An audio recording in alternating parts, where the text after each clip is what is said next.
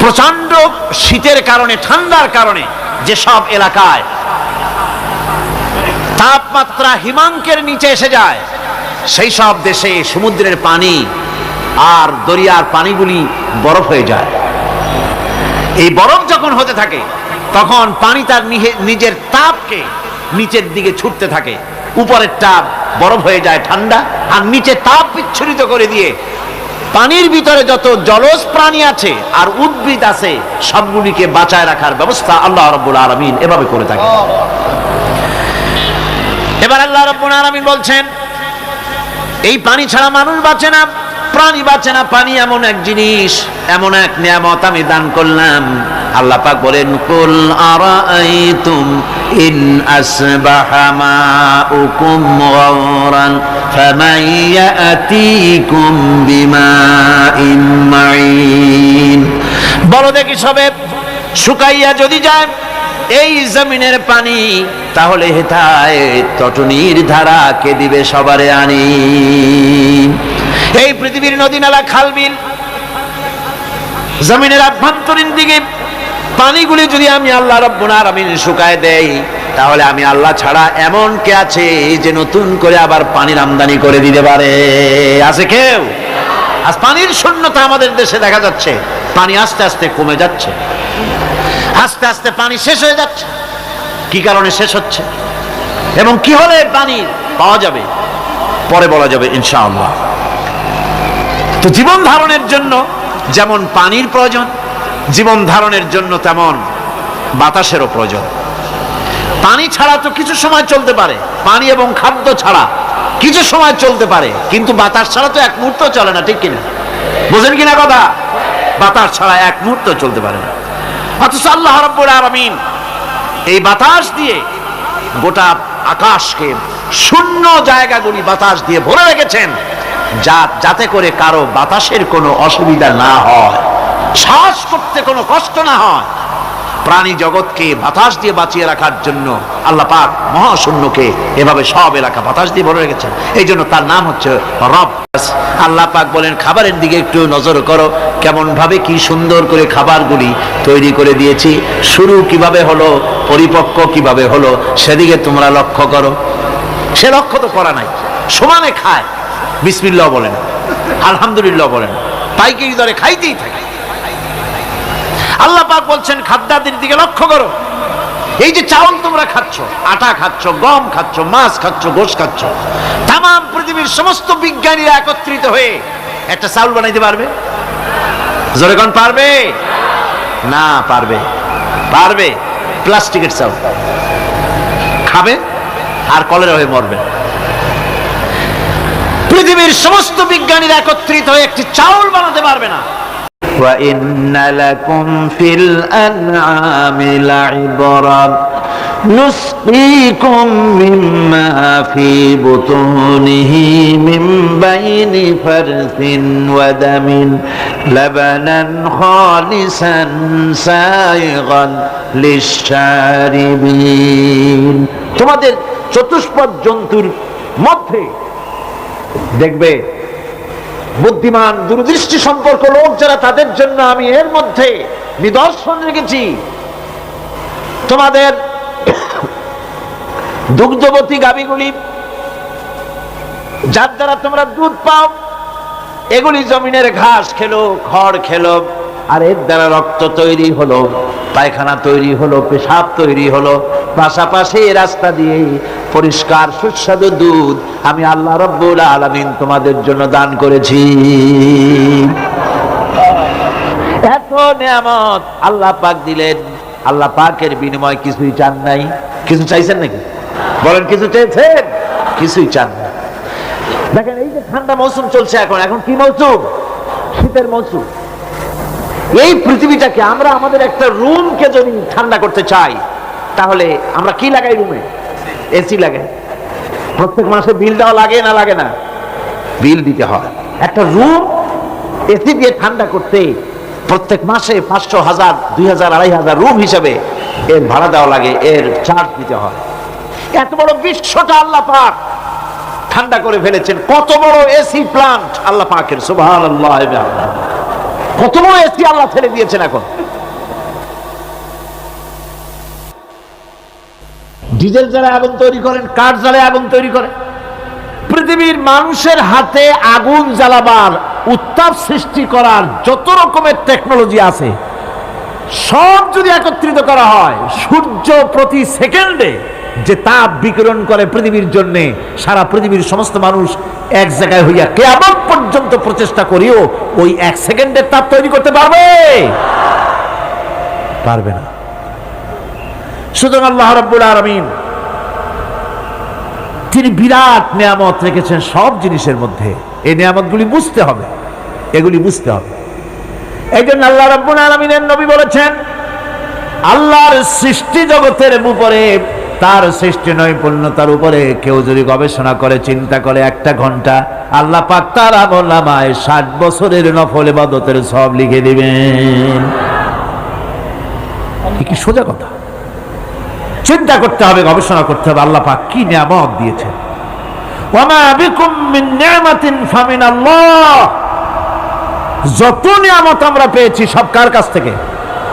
জোরে সোরে চিল্লায় কোন কার কাছ থেকে? সমস্ত নিয়ামত এসেছে আল্লাহ পাকের কাছ থেকে।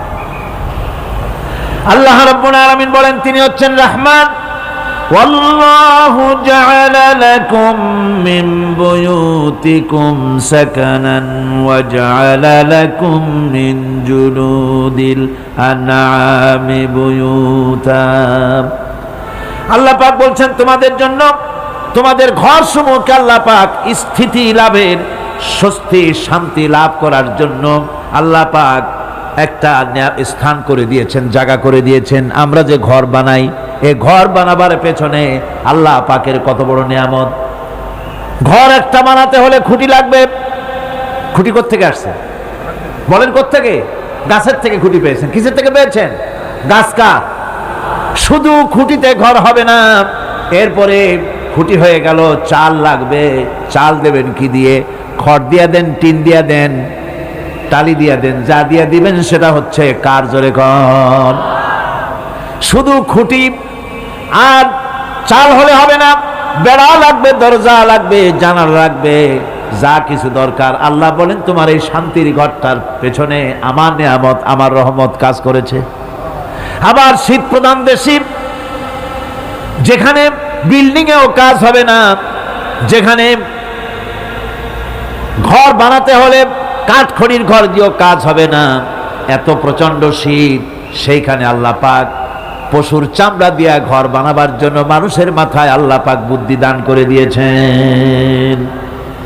আল্লাহ পাক বলছেন জুলুদিল আনআমি বুয়ুতা, চামড়া দিয়ে ঘর তৈরি করা হয়। এস্কিমোরা করে, দেখে আসবেন, চামড়া দিয়ে ঘর তৈরি করা হয়। আল্লাহ পাক এই পশু দিয়ে মানুষের এত উপকার করছেন। তিনি রহমান। এই রহমত থেকে পৃথিবীর কেউ বঞ্চিত নয়। সমস্ত প্রাণী সমূহকে আল্লাহ পাক এই বিরাট নিয়ামত দান করেছেন। একটি মানুষ যতই সংকীর্ণ হোক,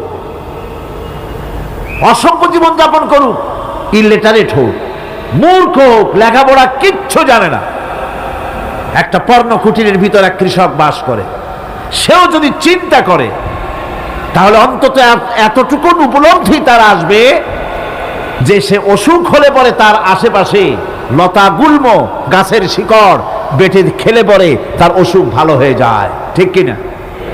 এখন তো অসুখ ভালো হওয়ার জন্য কোনো অসুবিধা নাই, কোনো সমস্যা নয়। পত্রিকার ভিতরে অ্যাডভার্টাইজ আসতেছে, স্ট্যাম্পের উপরে লিখে দেব আখেরি লেখা, বিশ্বব্যাপী চ্যালেঞ্জ। মেয়ে লোকও চ্যালেঞ্জ দিতেছে, পুরুষও দিতেছে, পাগলও দিচ্ছে, ছাগলও দিচ্ছে, সবাই মিলে চ্যালেঞ্জ করছে। পত্রিকাগুলি পয়সার লোভে আবার এগুলি ছাপতেছে। সব রকমের রোগ, অসুখ, সব রকমের ওষুধ তারা দিতে পারবে। তেইশ যদি হয় তো খামাখা আমাদের মেডিকেল কলেজ রাইখে লাভ কি? বিজ্ঞাপন দিয়ে যদি ওষুধ বিক্রি করা হয়, কেমন গভর্নমেন্ট আমি বুঝি না। এই পাগল ছাগলের বিজ্ঞাপনগুলি ছাপা হয় পত্রিকায়, লোকেরা বিভ্রান্ত হয়, লোকেরা বোঝে না। তাদের কাছে গেলেই মুখ দেখেই বলে দেবো এরকম আসতেছে, পাগলের মতো চেহারা, মুখ দেখেই বলে দেবে শেষ দর্শন, আর দর্শন জিন্দিগিতে করা লাগবে না। ছোট্ট ছোট্ট পোলাপান ওইরকম এক এক জায়গায় হইতেছে। খুলনা জেলার দাকপ এলাকায় একবার শোনা গেল সেখানে ছাগলে পানি পড়ে দেয়, যে যাবে তার রোগ ভালো হবে। কি শিক্ষিত কি অশিক্ষিত সমানে গিয়ে লাইন দিতে লাগলো। ছাগলের বাড়ি, ছাগলের কাছে পানি ধরে, এখন ছাগলের কাছে কিছু ধরলেই তো সে শোকে, শুকতে গেলেই মনে করে যে পড়িয়ে দিছে, দম করে দিছে, আর খাইতেছে। এরপরে ছাগলওয়ালার বাড়ি এক ছাগল দিয়া হাতির মালিক হয়ে গেছে সে, বাড়ি বিল্ডিং টিল্ডিং করে সর্বনাশ। কি আজীব তামাশা, কি আশ্চর্য দেশ।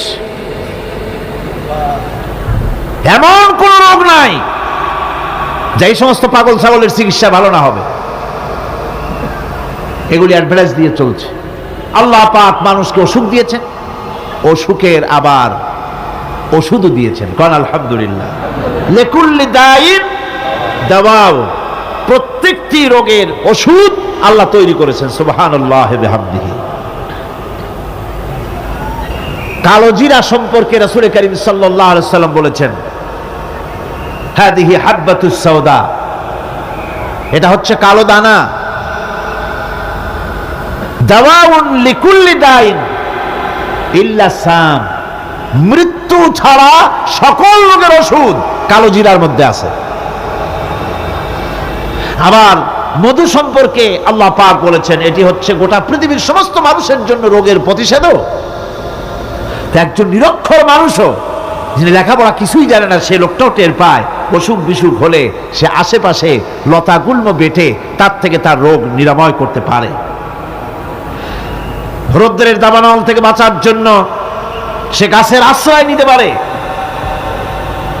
তরুণ গাছ থেকে ফার্নিচার তৈরি করতে পারে। আবার এই গাছ যখন, এই গাছ থেকে সুস্বাদু ফল পেতে পারে, আর এই গাছ যখন বুড়ো হয়ে যায় তখন তার দিয়ে সে ফার্নিচার তৈরি করতে পারে। অসংখ্য নিয়ামত তার চতুর্পাশে ছড়ানো থাকে। একটা নিরক্ষর মূর্খ ব্যক্তিও যদি চিন্তা করে তাহলে আল্লাহর রহমত সম্পর্কে জানতে তার মোটেই কষ্ট হওয়ার কথা নয়। মূল কথা হলো চিন্তা করা, গবেষণা করা। আল্লাহ পাক এই জন্য বারবার বলেছেন, লা আয়াতিন লিকাউমিন ইয়াতাফাক্কারুন, লা আয়াতিন লিউলিল আলবাব, যারা নাকি চিন্তাশীল গবেষক, মাথায় গিলুটুলু যাদের আছে, ওরা এগুলি খুব ভালো করে বুঝবে। আল্লাহ রাব্বুল আলামিন এই পৃথিবীকে তার রহমত দিয়ে ছেড়ে রেখেছেন, অসংখ্য রহমত দিয়ে রেখেছেন। আর তার রহমত সৌন্দর্য বিবর্জিত নয়, তার রহমত দিয়েই সব সুন্দর হয়ে সাজিয়ে গুছিয়ে আল্লাহ পাক তৈরি করেছেন। আকাশটাকে সাজিয়েছেন। কোরআনে কারীমের মধ্যে রব্বুল আলামিন বলেন, ওয়ালাকাদ যায়্যানাস সামাআদ দুনিয়া বিমাসাবিহা ওয়া জাআলনাহা রুজুমান লিশ-শায়াতিন। এই দুনিয়ার আকাশখানিকে তারকা প্রদীপ দিয়া সাজায় রেখেছি মনের মতন। দেখো তুমি তাকাইয়া, এই পৃথিবীটাকে, এর আকাশটাকে সুসজ্জিত করা হয়েছে। আল্লাহ পাক সৌন্দর্যবোধ এত বেশি, যা গতকাল আমি আলোচনায় বলেছি, রব্বুল আলামিন তার আপন রহমত দিয়া, কুদরত দিয়ে এই পৃথিবী সব সাজিয়ে গুছায় দিয়েছেন। আল্লাহ পাক বলছেন, ইন্না ফি খালকিস সামাওয়াতি ওয়াল আরদি ওয়া ইখতিলাফিল লাইলি ওয়ান নাহার লাআয়াতিন লিউলিল আলবাব। নিঃসন্দেহে এই পৃথিবী যারা জ্ঞানবান, যারা চিন্তাশীল, তারা আকাশ এবং জমিনের সৃষ্টির ব্যাপারে চিন্তা করবে, রাত এবং দিনের পরিবর্তনের ব্যাপারে তারা গবেষণা করবে। রাত দিনের পার্থক্য মানুষের জীবনকে পদ্ধতিগত দিক থেকে দুই ভাগে বিভক্ত করেছে। একটা হচ্ছে দিন আর একটা হচ্ছে রাত। وَجَعَلْنَا اللَّيْلَ لِبَاسًا وَجَعَلْنَا النَّهَارَ مَعَاشًا। আল্লাহ পাক বলেন, আমি দিনকে রুজি রোজগার করার জন্য, কামাই রোজগার করার জন্য দিন তৈরি করেছি, আর আরাম করার জন্য আমি রাতকে তোমাদের জন্য আচ্ছাদন করে দিয়েছি, তোমাদের জন্য রাতকে আরাম করার জন্য করে দিয়েছি। দিনের বেলায় কাজ করবে, রাতের বেলায় আরাম করবে। ঘুম আল্লাহর একটি নিয়ামত। ঘুম আল্লাহর কি? আল্লাহর এক বিরাট নিয়ামত। সারাদিন কাজ করার পর মানুষ যখন ঘুমায় যায় সারা দিনের ক্লান্তি এবং শ্রান্তি সব শরীর থেকে দূর হয়ে যায়, সকালবেলায় আবার কাজ করার জন্য শরীর প্রাণবন্ত আর সজীব হয়ে যায়। এই ঘুম যার হয় না সেই বুঝতে পারে কি নিয়ামত সে হারাইছে। আল্লাহ পাক যেন সারা জীবন যতটুকুন ঘুমের স্বাস্থ্যের জন্য আমাদের প্রয়োজন, আল্লাহ যেন এই নিয়ামত থেকে আমাদেরকে বঞ্চিত না করেন, আমরা বলি আমিন। ঘুমের জন্য মানুষ ঘুমাইতে না পারলে পাগল হয়ে যায়। কি বিরাট নিয়ামত এই ঘুম আল্লাহ পাক মানুষকে দিয়েছে। আমার বন্ধুগণ, এভাবে করে আল্লাহ রাব্বুল আলামিন মানুষের একঘেয়েমি দূর করার জন্য সকাল করেছেন, দুপুর করেছেন, বিকেল করেছেন, সন্ধ্যা করেছেন, রাত করেছেন, ঘুমাবার ব্যবস্থা করেছেন, কামাই রুজির ব্যবস্থা করে দিয়েছেন, রুজি রোজগার করার ব্যবস্থা করেছেন। সবকিছু তিনি রহমান বলে, তিনি দয়াবান বলে মানুষের সব প্রয়োজন আল্লাহ পাক মিটিয়ে দিয়েছেন। আল্লাহ সুবহানাহু ওয়া তাআলা তিনি বলছেন, আমার রহমতেই পৃথিবীর মাটি থেকে তোমাদের ফসল উৎপাদিত হয়। তোমরা দেখো, আফারাআইতুম মা তাহরুথুন আআনতুম তাজরাউনাহু আম নাহনুজ জারিউন। জমিন থেকে ফসল কে উদ্গত করে? উদ্ভিদকে কে গজায়? তুমি গজাও না, আমি গজাই। আল্লাহ পাক বলেন, সমস্ত উদ্ভিদগুলি আমি তোমাদের জন্য গজায় দেই, উঠায় দেই। এরপরে যখন ফসল হয়, ফসল পাকা দেখে মানুষ তখন মোষে তেল মাখে, ফুর্তি করে, আনন্দ করে। এবার ফসল খুব ভালো হয়েছে, ভালো করে গান দেব। মানুষেরাই চিন্তা করে, বেশি ফসল হয়েছে, গান বাজনা, থিয়েটার, গুনাগার বিবির গান, এগুলি ভালো করে শুনতে হবে। গাছে কাঁঠাল, গোপে তেল, জমিনে ফসল, মোষে তেল মেখে আনন্দ করে যে গান বাজনা করবে। আল্লাহ পাক বলেন, দেখো, লাউ নাশাউ জাআলনাহু হুতামান ফাযানতুম তাফাক্কাহুন। যদি আমি ইচ্ছে করি তাহলে তোমার ফসলকে আমি কুটায় পরিণত করে দিতে পারি, তখন তো তুমি নিজের কপালে করাঘাত করবে আর বলবে, আহারে মাহরুম হয়ে গেলাম, বঞ্চিত হয়ে গেলাম। আল্লাহ যদি ইচ্ছে করেন তাহলে ফসলগুলিকে আল্লাহ পাক তুষে পরিণত করে দিতে পারেন না? সিটায় পরিণত করে দিতে পারেন না? অবশ্যই। সেই জন্য আল্লাহ পাক বলছেন, যেগুলি সব আমার ক্ষমতা, আমি আপন নিয়ামতে, আপন বরকতে, রহমান নামের কারণে আমি তোমাদের সব আমি গুছিয়ে দিচ্ছি।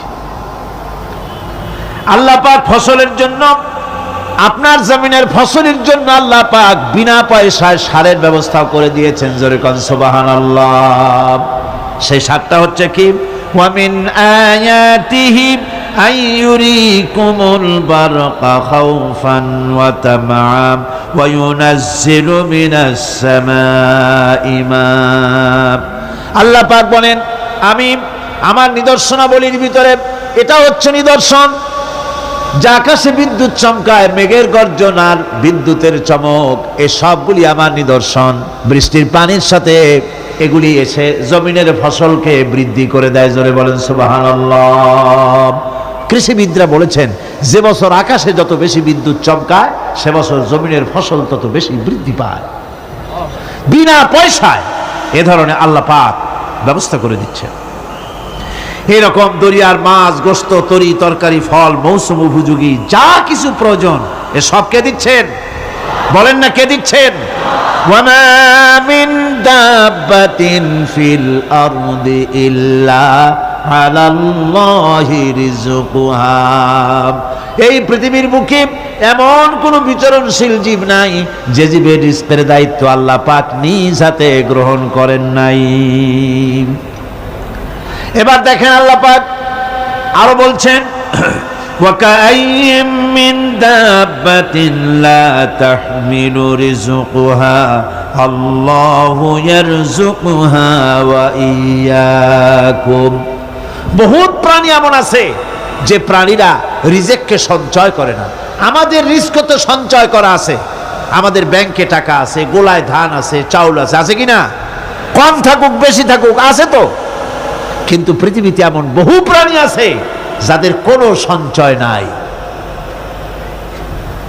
এই ধরনের অসংখ্য প্রাণীকে আল্লাহ রাব্বুল আলামিন বলেন এ ধরনের অসংখ্য প্রাণীকে আমি আল্লাহ রাব্বুল আলামিন তাদের খেতে দেই। সকালবেলায় খালি পেট নিয়ে সমস্ত প্রাণীগুলি ঘর থেকে বেরিয়ে যায়, পানি থেকে, গর্ত থেকে, জঙ্গল থেকে সব বেরিয়ে গেল ক্ষুধার্ত পেটে। আবার বিকালবেলা পর্যন্ত সারাদিন তাদের আহার জোগাড় করে তাদের পেট ভরাইয়া সবগুলিকে আপন আপন গৃহের মধ্যে আমি আল্লাহ ফিরায় দেই।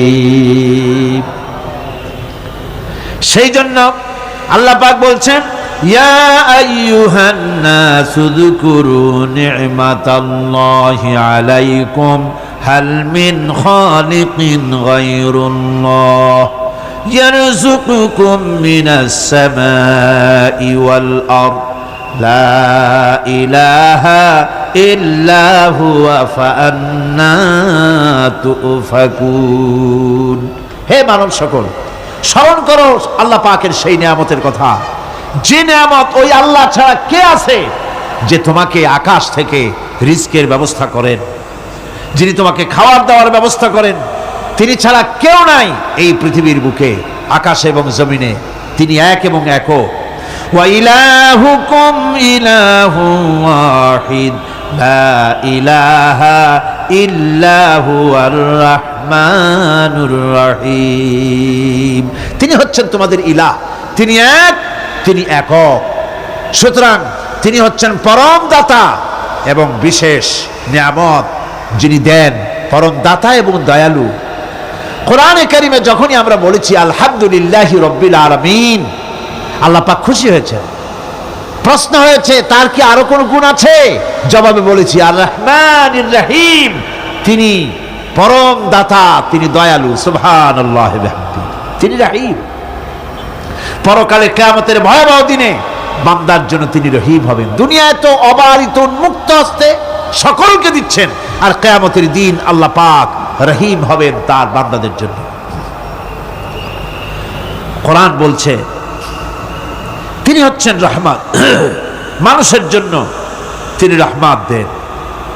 তার দয়া অফুরন্ত, এত দয়া যে তিনি যদি প্রত্যেক কথায় কথায় আমাদেরকে শাস্তি দিতেন তাহলে আমাদের বাঁচার কোনো পথ ছিল না। ঠিক কিনা কর? কোরআনে কারিমে আল্লাহ পাক বলেছেন, ওয়ামা আসাবাকুম মিন মুসিবাতিন ফাবিমা কাসাবাত আইদিকুম ওয়া ইয়াফু আন কাসীর। তোমাদের উপরে যত বিপদ আসে, সমস্ত বিপদগুলি তোমাদের হাতের কামাই করা, নিজেদের রোজগার করা, তোমাদের নিজেদের হাতের কামাই করা। ওই হাতের কামাই করার কারণে সেগুলির জন্য যে আযাব হওয়া উচিত ছিল আমি অনেকগুলি ক্ষমা করে দেই, সব তোমাদের হাতের কামাইয়ের জন্যই বিপদ হয়, আর অনেকগুলি তো আমি ক্ষমা করে দেই। কথায় কথায় যদি প্রত্যেকটা ব্যাপারেই শাস্তি দিতাম তাহলে পৃথিবীতে শ্বাস ফেলার সময় তোমরা পেতে না। আল্লাহ পাক হচ্ছেন সেজন্য রহমান, আর তিনি রহিম কিয়ামতের দিনের জন্য। এই পৃথিবীতে মানুষ গুনাহ করা স্বাভাবিক, কিনা কর? সব মানুষই গুনাহ করে। এই গুনাহগার যত বড় গুনাহগার হোক না কেন, গুনাহগার যখন তওবা করে, তওবার অনুভূতি যখন আসে এবং সে যখন অনুশোচনা করে, তখন তার অপরিসীম দয়া সেই অনুশোচনাকে কবুল করে নেয়। অনুশোচনার এক বিন্দু অশ্রু গুনাহগারের অনাচারের সমস্ত দাগ মুছায় দেয়। মনে হয় যেন তার আমল নামায় কোনো দাগই ছিল না। সুবহানাল্লাহ। এই জন্য বলা হয়েছে তাইবু মিনাজ যামবি কামান লা যামবা লাহু। গুনাহ থেকে যে তওবা করে মনে হবে তার সে কোনো গুনাহই করেই নাই, করে নাই। আমার বন্ধুগণ, আল্লাহ পাক কেমন রহিম! এই পৃথিবীতে মানুষ যত অপরাধ করে সেই অপরাধ বাপের সাথে করুক, মায়ের সাথে করুক, ওস্তাদের সাথে করুক, পীরের সাথে করুক, অপরাধ করলে পরে কেউ বলে না যে কাছে আয় ক্ষমা করে দেই। কেউ বলে নাকি? কেউ বলে না। আল্লাহ পাক কেমন রহমান, এমন রহিম! বান্দা যখন গুনাহ করে আল্লাহ পাক গুনাহগারদেরকে ডাকেন, চুরি করেছিস, গুনাহ করেছিস, মদ খেয়েছিস, জেনা করেছিস, জুয়া খেলেছিস, হত্যা করেছিস, কুফরি করেছিস, শিরক করেছিস, যত রকমের পাপ করিস না কেন, ফিরে আয়, চোখের পানি ফেল, আমি আল্লাহ রব্বুল আলামিন মাফ করে দেব। কোরআনে কারীম বলছে, ইল্লা মান তাবা ওয়া আমানা ওয়া আমিলা আমালান সালিহান ফাউলাইকা ইউবাদদিলুল্লাহু সাইয়্যাতিহিম হাসানাতিন ওয়া কানাল্লাহু গফুরার রহিমা। কিন্তু যে ব্যক্তি তওবা করেছে এবং ঈমান এনে পরবর্তীকালে ভালো কাজ করেছে, তাদের মন্দ কাজগুলি আল্লাহ পাক ভালো কাজ দিয়ে বদলায় দিবেন। এত বড় একটা কথা শুনে সুবহানাল্লাহ মুখ থেকে বেরোলো না? গুনাহগার যত গুনাহ করেছে সে যদি তওবা করে, ওই সব গুনাহ যদি না করে, তার সাইয়্যাতগুলি আল্লাহ পাক হাসানাত দিয়ে বদলায় দিবেন। মানুষেরা চুরি করে, ডাকাতি করে, জেনা ব্যভিচার করে, যা কিছুই করে থানায় ধরা পড়ে। থানায় ধরা পড়লে তারপরে তার বিরুদ্ধে চার্জশিট হলো, এরপরে তার জেল হলো, ছাড়া পেল, আবার অন্যায় করলো, আবার ধরা পড়লো, যতবার জেল হলো ততবার ছাড়া পেল, কিন্তু থানায় দাগী আসামিদের খাতায়, চোরের খাতায়, ডাকাতের খাতায় নামটা তার মোছা হয় না, থানায় নামটা থেকেই যায়। কিন্তু আল্লাহ রাব্বুল আলামিন এমন এক বিচারক, এমন রহমান, এমন রহিম, মানুষ যদি গুনাহ করে, যত বড় গুনাহ করুক, এই গুনার পরে সে যদি অনুশোচনা করে, তওবা পড়ে, গুনাহ থেকে যদি ফিরে থাকে, আর যদি সেই গুনাহ না করে, আল্লাহ পাক বলেন শুধু মাফ করি না, গুনার খাতায় যে নামটা ছিল নামটাও আমি আল্লাহ মুছে ফেলে দেই। এই হচ্ছে রহমান, এই হচ্ছে রহিম, এই হচ্ছে তার অফুরন্ত দয়া, যে দয়ার কোনো শেষ নাই। এক্ষেত্রে আল্লাহ রাব্বুল আলামিন তার দয়া ও ক্ষমার বিশাল ব্যক্তির কথা উল্লেখ করেছেন, যার কোনো সীমা নাই। কোরআনে কারীম বলছে, কুল ইয়া ইবাদিয়াল্লাযীনা আসরাফু আলা আনফুসিহিম লা তাকনাতু মির রাহমাতিল্লাহ। হে আমার ওই সব বান্দাগণ যারা নাকি পাপাচার করে অশ্লীলতার মধ্যে নিমজ্জিত হয়ে নিজেদের জীবনকে নষ্ট করেছে, তোমার অনাচার যত কঠিন হোক, যত বেশি হোক, আমার রহমত থেকে নিরাশ হও না। সুবহানাল্লাহ, আমার রহমত থেকে নিরাশ হও না। যত বড় পাপ করে থাকো, আমার রহমত থেকে নিরাশ হও না। ইন্নাল্লাহা ইয়াগফিরুয যুনুবা জামিআ ইন্নাহু হুয়াল গফুরুর রহিম। যদি তওবার মতো তওবা করতে পারো, যদি চোখের পানি দিয়া আল্লাহ পাককে রাজি করাইতে পারো, আল্লাহ পাক বলেন বান্দা যদি তওবা করে, খাঁটি যদি তওবা করে, জীবনে ওই সব গুনাহ যদি আর না করে, আল্লাহ পাক বলেন জিন্দেগীর সকল গুনাহ আমি রব্বুল আলামিন মাফ করে দেব। তিনি গফুর, তিনি রহিম, ক্ষমাশীল এবং দয়াবান। এত দয়া, যে দয়ার কোনো শেষ নাই। আল্লাহ পাকের দয়াকে, তার রহমতকে, তার করুণাকে তিনি 100 ভাগ করেছেন। এই 100 ভাগের 1 ভাগ গোটা পৃথিবীতে তিনি ছড়িয়ে দিয়েছেন। আর 99টা ভাগ কার কাছে? এবার চিন্তা করুন, 100 ভাগের 1 ভাগ দুনিয়ায় ছড়িয়ে দেওয়ার পর তার থেকে আমরা যতটুকুন ভাগে পেয়েছি, এর মহব্বত, স্ত্রীর প্রতি মহব্বত, মেয়ের প্রতি মহব্বত, ছেলের প্রতি মহব্বত, মায়ের প্রতি মহব্বত, পিতার প্রতি মহব্বত, বন্ধুর জন্য মহব্বতে আমরা জানও দিয়ে দিতে পারি। এমন আমাদের ভালোবাসা, এমন আমাদের মহব্বত, কথা ঠিক কিনা?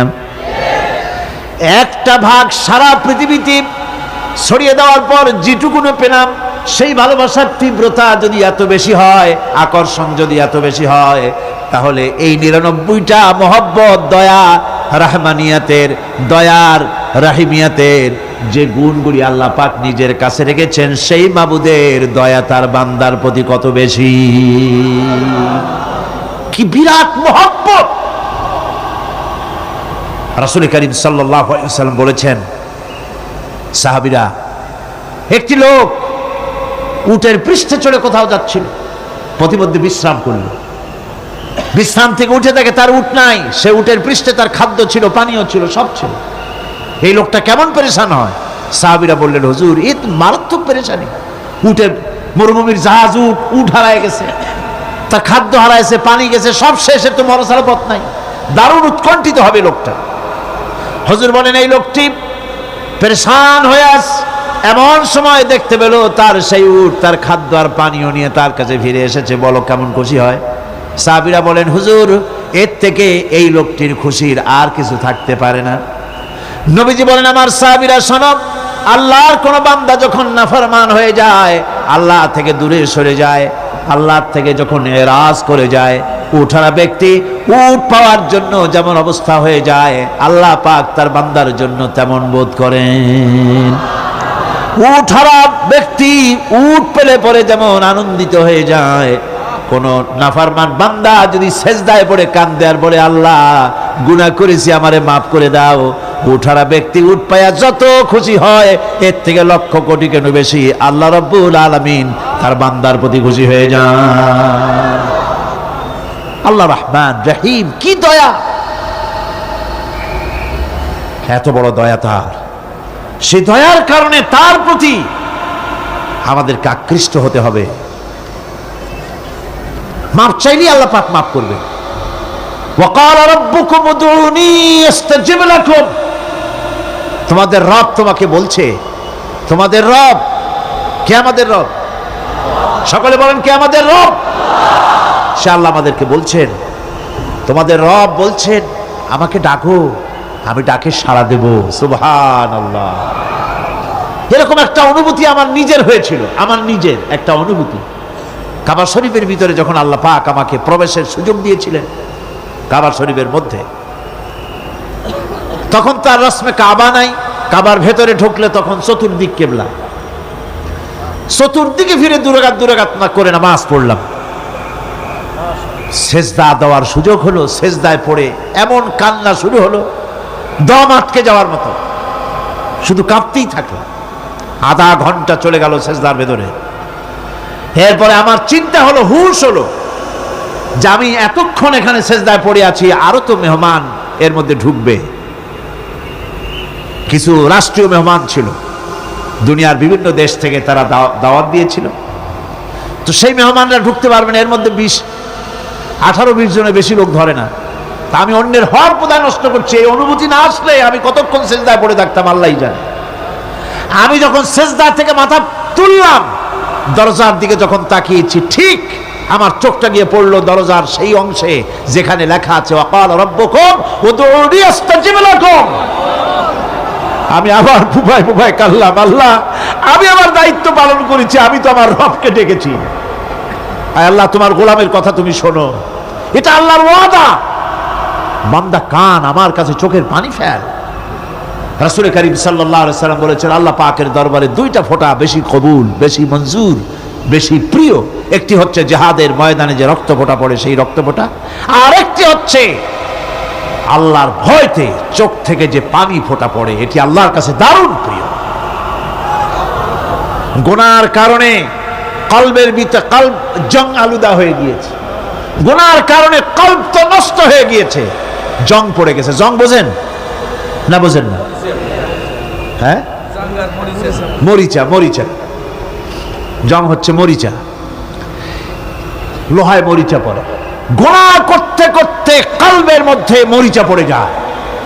এই মরিচা উঠাইতে চান? মরিচা যদি ওঠে, কোরআন শুনবেন মজা লাগবে, গান শুনলে গা জ্বলে উঠবে, ওয়াজ শুনবেন, হাদিস শুনবেন ভালো লাগবে, অন্য আজে বাজে কথা পছন্দ হবে না। এই কলবের জং যদি উঠে যায়, কোরআন তেলাওয়াত করবেন মজা লাগবে, জিকির করবেন মজা লাগবে, নামাজ পড়বেন মজা লাগবে, আল্লাহ পাকের দরবারে হাত তুলবেন তো চোখ থেকে দর করে পানি বেরোতে থাকবে। চোখে পানি আসে না, কারণ কলব তো জঙ্গালুদা হয়ে গিয়েছে, এটা মরিচা পড়ে গিয়েছে।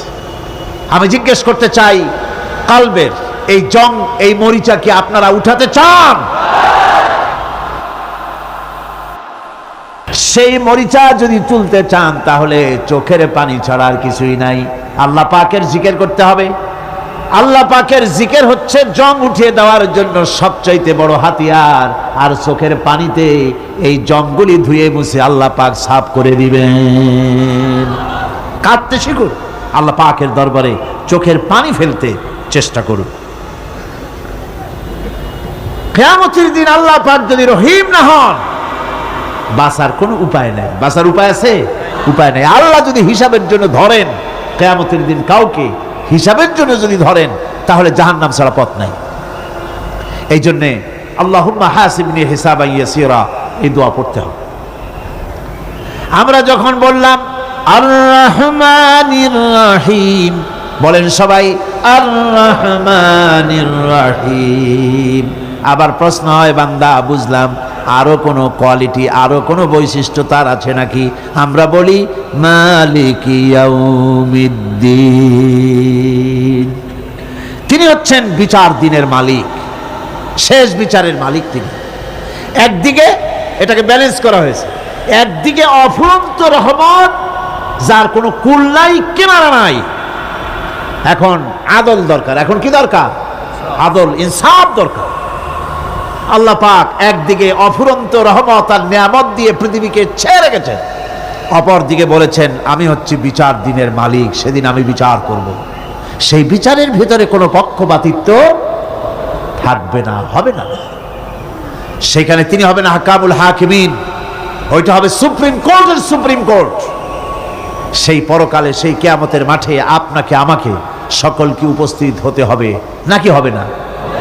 সবাইকে উঠতে হবে। এই দিন শব্দটি কোরআনে কারিমে বহু জায়গায় বলা হয়েছে এবং বিভিন্ন অর্থে ব্যবহার করা হয়েছে।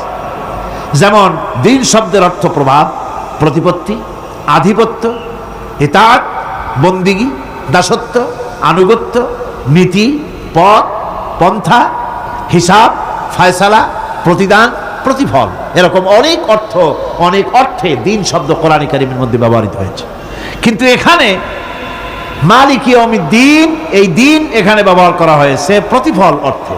প্রতিফলের দিন, যেদিন প্রতিফল দেওয়া হবে, তিনি হচ্ছেন সেই দিবসের অধিপতি, সেই দিবসের মালিক।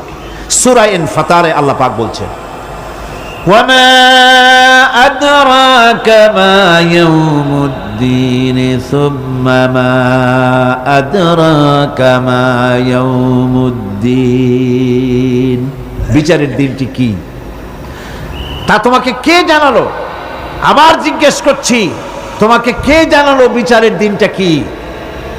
আল্লাহ পাক জবাবে বলছেন বিচারের দিনটা হচ্ছে ইয়াউমা লা তামলিকু নাফসুন লিনাফসিন শাইআন ওয়াল আমরু ইয়াউমা ইযিন লিল্লাহ। বিচারের দিন হচ্ছে এমন দিন যেদিন কেউ নিজেকে রক্ষা করতে পারবে না, কারো থেকে কেউ নিজেকে রক্ষা করতে পারবে না, নিজেকে কেউ নিজের জন্য কাউকে সাহায্যকারী পাবে না। সমগ্র ব্যাপারটি নিরঙ্কুশভাবে আল্লাহ রাব্বুল আলামিনের হাতে থাকবে। সেই দিনটার নাম কিয়ামত, সেটার নাম পরকাল, সেটার নাম হচ্ছে বিচারের দিন। যেদিন কর্তৃত্ব হবে কেবলমাত্র কার? আল্লাহ পাকের। সেই দিনটা হচ্ছে কর্মফল পাওয়ার দিন। লাহা মা কাসাবাত ওয়া আলাইহা মাকতাসাবাত, প্রত্যেক মানুষই সেই উপার্জন অনুসারে সেখানে ফল পাবে। যেমন কর্ম তেমন ফল পাবে, ব্যক্তি হিসাবে পাবে, দল হিসাবে পাবে। তিলকা উম্মাতুন ক্বাদ খালাত লাহা মা কাসাবাত ওয়া লাকুম মা কাসাবতুম ওয়া লা তুসআলুনা আম্মা ইয়ামালুন। প্রত্যেক মানুষই তার উপার্জন অনুসারী ফল পাবে। যা সে পাবে তা নিজের উপার্জন ছাড়া আর কিছুই না, আর যে ফল পাবে সেটাও তার উপার্জন। সুতরাং কিয়ামতের দিন আল্লাহ মানুষের উপরে কোনো জুলম করবেন না, অত্যাচার করবেন না।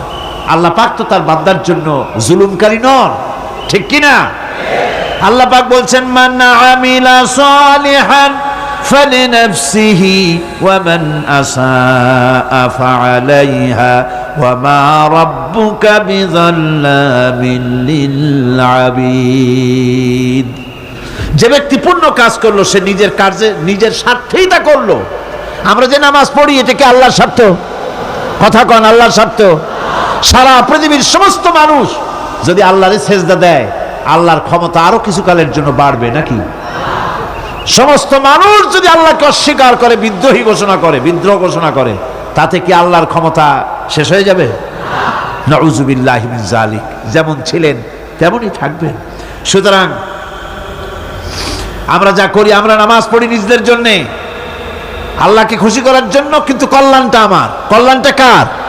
আমার। রোজা, হজ, যাকাত, তেলাওয়াত যা করি সব আল্লাহকে খুশি করার জন্য, কিন্তু স্বার্থ পুরাটাই আমার। আমার কল্যাণের জন্যই আমি করি।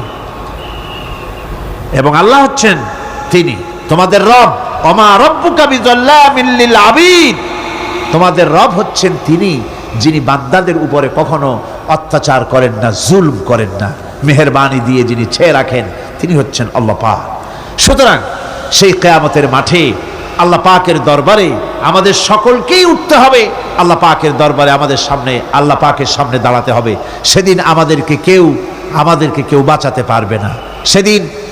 সেদিন আল্লাহ পাক এর দরবারে যেন আমরা আসামি না হই, সেজন্য এই পৃথিবীতে কোরআন অনুযায়ী আমাদের জীবন গড়তে হবে, সুন্নাহ অনুযায়ী জীবন গড়তে হবে। তাহলে পরকালে আল্লাহ পাকের কাছে নাজাত পাওয়া যাবে। বড় কঠিন জায়গা, বড়ই কঠিন জায়গা। আপনি ইউরোপে যান, আমেরিকায় যান, যেখানেই যান না কেন, বিদেশে গেলে সেখানে বন্ধু বান্ধব আছে, ফরেন কারেন্সি সংগ্রহ করে যেতে হয়। আর যদি বন্ধু বান্ধব না থাকে, তাহলে ফরেন কারেন্সি তো সংগ্রহ করে নিয়ে যাবেনি, সেটা দিয়ে আপনার উপকার হবে। কিন্তু এমন একটা দেশে আমরা যাব, আমাদের সকলকে যেতে হবে। ওই দেশটার নাম কি? পরকাল। ওটার নাম কি? পরকাল। ওই পরকালে আমরা যে উঠব, সেখানে কোনো আত্মীয় স্বজন মিলবে না। আল ইয়াউমা লা ইয়ানফাউ মালু ওয়ালা বানুন। ধন, সন্তান, সন্ততি, সম্পদ কোনো কাজে লাগবে না কিয়ামতের মাঠে। সেদিন আমাদেরকে উঠতে হবে খালি হাতে। সেখানে উঠতে হবে, কোনো ফরেন কারেন্সি দিয়ে কাজ হবে না, বন্ধু বান্ধব মিলবে না, কারেন্সিও মিলবে না। এমন একটা কঠিন জায়গা, যেখানে মাথার উপরে হবে প্রচন্ড সূর্যের কিরণ, পায়ের তলে হবে তামার মতো জমিন, সমস্ত মাঠ জুড়ে শুধু মানুষ চিল্লাবে, কাঁপতে থাকবে, চিল্লাইতে থাকবে, উলঙ্গিনী হয়ে কিয়ামতের মাঠে মানুষ আল্লাহর দরবারে উঠবে। হযরত আয়েশা সিদ্দিকা রাদিয়াল্লাহু তাআলা আনহা বলেছেন, হে রাসূল, তাহলে কি মানুষের শরম করবে না? হুজুর বললেন, শরমের অনুভূতিই তো থাকবে না। মানুষ সব আকাশের দিকে, ঊর্ধ্বের দিকে তাকিয়ে থাকবে, ভয়তে অস্থির হয়ে যাবে, কেউ কারো দিকে তাকাবার সময় পাবে না। এমন একটা বিভীষিকাময়, এমন একটা বিরাট জায়গায়, কঠিন জায়গায় আমাদের সকলকে উঠতে হবে। যাওয়ার আগে আল্লাহ পাক স্মরণ করিয়ে দিচ্ছেন, সূরা ফাতিহা প্রত্যেক নামাজে আমাদের স্মরণ করিয়ে দেয়, তিনি শুধু রহমান রহিমই নন, তিনি মালিক ইয়াউমিদ্দিন। তিনি কিয়ামতের দিন মানুষের বিচার করবেন। সে বিচারের মধ্যে পক্ষপাতিত্ব থাকবে না। সে বিচারটা বড় কঠিন হবে। কারো পয়সা যদি মারেন, কারো হক যদি নষ্ট করেন, তাহলে প্রতিটা পয়সার জন্য 70 রাকাত কবুল নামাজের সওয়াব দিতে হবে কিয়ামতের মাঠে। বাঁচা যাবে না সেদিন, উপায় হবে না। আল্লাহ পাক যার প্রতি রহম করবেন, তিনি ছাড়া আর বাঁচার কোনো পথ থাকবে না। সেই জন্য ওই পরকালের মাঠে কিয়ামতের দিন আল্লাহ পাকের দরবারে আমরা যেন আল্লাহর খাঁটি বান্দা হয়ে উঠতে পারি, এই জীবন যাপনের তৌফিক আল্লাহ পাক যেন আমাদের দান করেন। আমরা সবাই বলি আমিন। সকলে বলেন আমিন। আল্লাহ রাব্বুল আলামিন বলেন, হাবিব রে, আপনি কাঁদেন কেন? আজকে তো আপনার কাঁদার দিন না। আমি আপনাকে মাকামে মাহমুদ দান করেছি, আমি আপনাকে কাউসার দান করেছি। আপনার আজকে সম্মানের দিন, মর্যাদার দিন, কাঁদেন কেন? আল্লাহর হাবিব বলবেন, রব্বুল আলামিন, মাকামে মাহমুদ পেয়েছি, কাউসার পেয়েছি, কান্দি এই জন্য আমি দেখতে পাচ্ছি আবার সামনে দিয়া ফেরেশতারা আমার উম্মতগুলি জাহান্নামের দিকে নিয়ে যায়।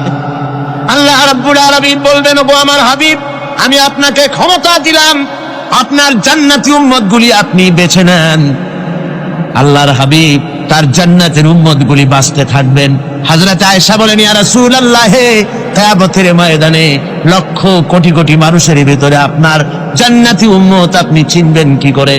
হুজুর বলেন, আয়েশা, কোন একটি ঘোড়ার কপাল যদি থাকে সাদা, এই সাদা কপালওয়ালা ঘোড়াটা যদি অসংখ্য ঘোড়ার ভিতরে যদি হারিয়ে যায়, তাহলে সাদা কপালওয়ালা ঘোড়ার মালিক তার ঘোড়াকে পাবে কিনা বলো? হযরত আয়েশা বলেন, হুজুর, অনায়াসে পাবে। আল্লাহ রাব্বুল আলামিনের হাবিব বলেন, আয়েশা রে, কিয়ামতের ময়দানে আমার যেই উম্মতেরা নামাজি ছিল, দিনদার ছিল, পরেজগার ছিল, দুনিয়ার বুকে ঈমান নিয়ে যারা চলাফেরা করেছে, আমার দিন কায়েমের আল্লাহর দিনের জন্য যারা কাজ করেছে, ওদের চেহারা নূর চমকাতে থাকবে, ঈমানের নূর কিয়ামতের দিন চমকাতে থাকবে। সেই ঈমানের নূর দেখে দেখে আমি আমার জান্নাতি উম্মতগুলি আমি বেছে নেব। নবীজি বলেছেন, কন্যার পিতাদেরকে গালি দিও না। অনেকে টিটকারি করে, বারবার মেয়ে হয় ছেলে একটাও হয় না, সেই জন্য টিটকারি বটকারি করে। আল্লাহ নবী বলেছেন, মেয়ের পিতাকে গালি দিও না, ঠাট্টা করো না, যেহেতু আমি মুহাম্মদ রাসূলুল্লাহ সাল্লাল্লাহু আলাইহি ওয়াসাল্লাম, আমি মেয়েদের পিতা, আমি নিজে মেয়েদের পিতা। খাও না, মেয়েদের পিতাকে গালি দিও না। রাসূলুল্লাহ বলেছেন, আকাশের নিচে জমিনের উপরে খাদিজার মতো মহিলা আর নাই। সেই হযরতে খাদিজা রাসূলের 4টি মেয়ে পেটে ধারণ করেছিলেন। সুবহানাল্লাহ। মেয়ের প্রতি রাসূলুল্লাহ যথেষ্ট মহব্বত করতেন, মেয়েকে খুব ভালোবাসতেন হুজুর সাল্লাল্লাহু আলাইহি ওয়াসাল্লাম। হুজুরের কলিজার টুকরা ছিলেন মা ফাতিমা রাদিয়াল্লাহু তাআলা আনহা। হুজুর যখন কোথাও যেতেন, সকলের শেষে দেখা করতেন ফাতেমার সঙ্গে, আর বিদেশ থেকে সফর করে এসে সকলের আগে দেখা করতেন ফাতেমার সঙ্গে। সুবহানাল্লাহ। রাসূলুল্লাহ আরো বলেছেন, তোমরা যখন বাজারে যাবে বা ব্যবসা করতে যাবে বা বিদেশে যাবে, আসার সময় যে সব হাদিয়া নিয়ে আসো। আমরা যখন বাইরে যাই, বাজারে যাই, কিছু হাদিয়া আনি না, জামা কাপড় চকলেট ইত্যাদি আমরা আনে থাকি। রাসূলুল্লাহ বলেছেন, হাদিয়াগুলি তোমরা যারা বিদেশে যাও, বাজারে যাও, হাদিয়া আনবে, আর এনে ঘরের মধ্যে ঢুকে তা শুরু করবে মেয়েকে দিয়ে। প্রথমে দেবে মেয়েকে। সুবহানাল্লাহ। মেয়ের মর্যাদা ইসলামে সব চাইতে বেশি। কোন যুগে? যে যুগে মেয়ে হলে পরেই মাটির নিচে ঘিরে রাখতো, আছাড় মেরে মেরে ফেলে দিত। বেআইয়ি যামবিন কুতিলাত, কোন অপরাধে তাদেরকে হত্যা করা হলো, আল্লাহ পাক কোরআনে কারীমের মধ্যে বলেছেন। তাদের অপরাধ আর কিছু না, তারা নারী, এই জন্য তাদেরকে মেরে ফেলা হতো। রাসূলুল্লাহ তাদের ইজ্জত দিলেন। সুবহানাল্লাহ বিহামদিহি। রাসূলুল্লাহ সম্মান দিলেন, ইজ্জত দিলেন তাদেরকে। কন্যা হিসাবে নারীর এই মর্যাদা। ফাতেমাকে রাসূল এত ভালোবাসতেন, ইন্তেকালের সময় হযরত ফাতেমা কাঁদতে কাঁদতে বেহুশ হয়ে যাওয়ার উপক্রম হয়ে গেছে। রাসূলুল্লাহ হযরত ফাতেমাকে ইশারা দিলেন। হযরত ফাতেমা তার কান নিয়ে রাসূলুল্লাহর মুখের কাছে লাগাই দিলেন। আল্লাহ নবী কি যেন বললেন কানে কানে, হযরত ফাতেমার কান্না বন্ধ হয়ে গেল। হযরত আয়েশা বলেন, মা, রাসূলুল্লাহ তোমার কানে কানে কি বললো আর তোমার কান্না বন্ধ হয়ে গেল? হযরত ফাতেমা বলেন, ইয়া আম্মা জান, আমার আব্বা আমার কানে কানে বললো, মা ফাতেমা তুই কাঁদিস না, তোর কান্না আমার বরদাস্ত হয় না, তোমাকে কাঁদতে হবে না। আমি তোমাকে সুসংবাদ দিয়ে যেতেছি, আমি মরে যাওয়ার পর সর্বপ্রথম তোমার সাথে আমার দেখা হবে। রাসূলুল্লাহর এই ভবিষ্যৎবাণী হযরত ফাতেমা বুঝতে পেরেছেন যে হুজুরের ইন্তেকালের পরে আমার বেশি দেরি হবে না, আমিও তাড়াতাড়ি হুজুরের সাথে শামিল হতে পারবো। হুজুরের ইন্তেকালের 6 মাস পরেই হযরত ফাতেমা রাদিয়াল্লাহু তাআলা আনহা ইন্তেকাল করেছেন। কন্যা হিসাবে নারীর মর্যাদা ইসলাম অনেক অনেক গুণে বাড়িয়ে দিয়েছে। এই কন্যা শিশু, কৈশোর, যৌবন পেরিয়ে যখন যৌবনে তার বিয়ে হয়ে যায়, আল্লাহ রাব্বুল আলামিন তখন বলেন, ওয়া মিন আয়াতিহি আন খালাকা লাকুম মিন আনফুসিকুম আজওয়াজান লিতাসকুনু ইলাইহা ওয়া জাআলা বাইনাকুম মাওয়াদ্দাতান ওয়া রাহমা। আল্লাহ পাক বলেন, আমার নিদর্শনের ভিতরে এটিও একটি নিদর্শন যে আমি তোমাদের থেকে তোমাদের জোড়া তৈরি করেছি, তোমাদের স্ত্রীদেরকে তৈরি করেছি, তোমাদের সাথে তোমাদের স্ত্রীর ভালোবাসা সৃষ্টি করেছি, মহব্বত সৃষ্টি করেছি। এই মহব্বত আমি আল্লাহ তৈরি করেছি। আর যখন বুড়ো হয়ে যায় মানুষ, স্বামী স্ত্রী যখন বুড়ার বুড়ি হয়, তখন আর ভালোবাসা থাকে না, তখন ওই ভালোবাসা সহৃদয়তার করুণায় আমি আল্লাহ পরিণত করে দেই। বুড়ার জন্য তখন বুড়ি ছাড়া আর উপায় নাই, বুড়িরও আর বুড়া ছাড়া উপায় নাই। তখন ভালোবাসা কোনো বিশেষ কোন অক্ষণীয় ভালোবাসা নয়, তখন একের উপরে অন্য একদম নির্ভরশীল হয়ে পড়ে। আল্লাহ পাক বলেন, এই অবস্থা আমি আল্লাহ সৃষ্টি করে দেই। সুবহানাল্লাহ বিহামদিহি। স্ত্রীকে রাসূলুল্লাহ কত ভালোবাসতেন। আল্লাহর নবী বলেছেন, আমার কাছে 3টা জিনিস প্রিয়, একটা হচ্ছে সুগন্ধি, একটা হচ্ছে নামাজ, আর একটা হচ্ছে স্ত্রী। সুবহানাল্লাহ। স্ত্রী আমার কাছে প্রিয়। হুজুর বলেছেন, তোমাদের মধ্যে সেই ব্যক্তি উত্তম যে ব্যক্তি তার স্ত্রীর কাছে উত্তম। আমি আমার স্ত্রীদের কাছে উত্তম ব্যক্তি। সুবহানাল্লাহ। রাসূলুল্লাহ স্ত্রীকে কত ভালোবাসতেন। বিশ্বনবী রাজনৈতিক কর্মকাণ্ড চালাচ্ছেন, যুদ্ধের দামামা বাজতেছে, চতুর্দিকে কত অশান্তি, সবকিছু চলছে, স্ত্রীর হক আদায় করতে ভুলে যাননি। রাতের বেলায় হযরত আয়েশার বয়স কম, তাকে নিয়ে রাসূলুল্লাহ একটু সুযোগ পেয়েছেন, বলছেন আয়েশা সব তো ঘুমিয়ে, চলো আমরা একটু দৌড়াই।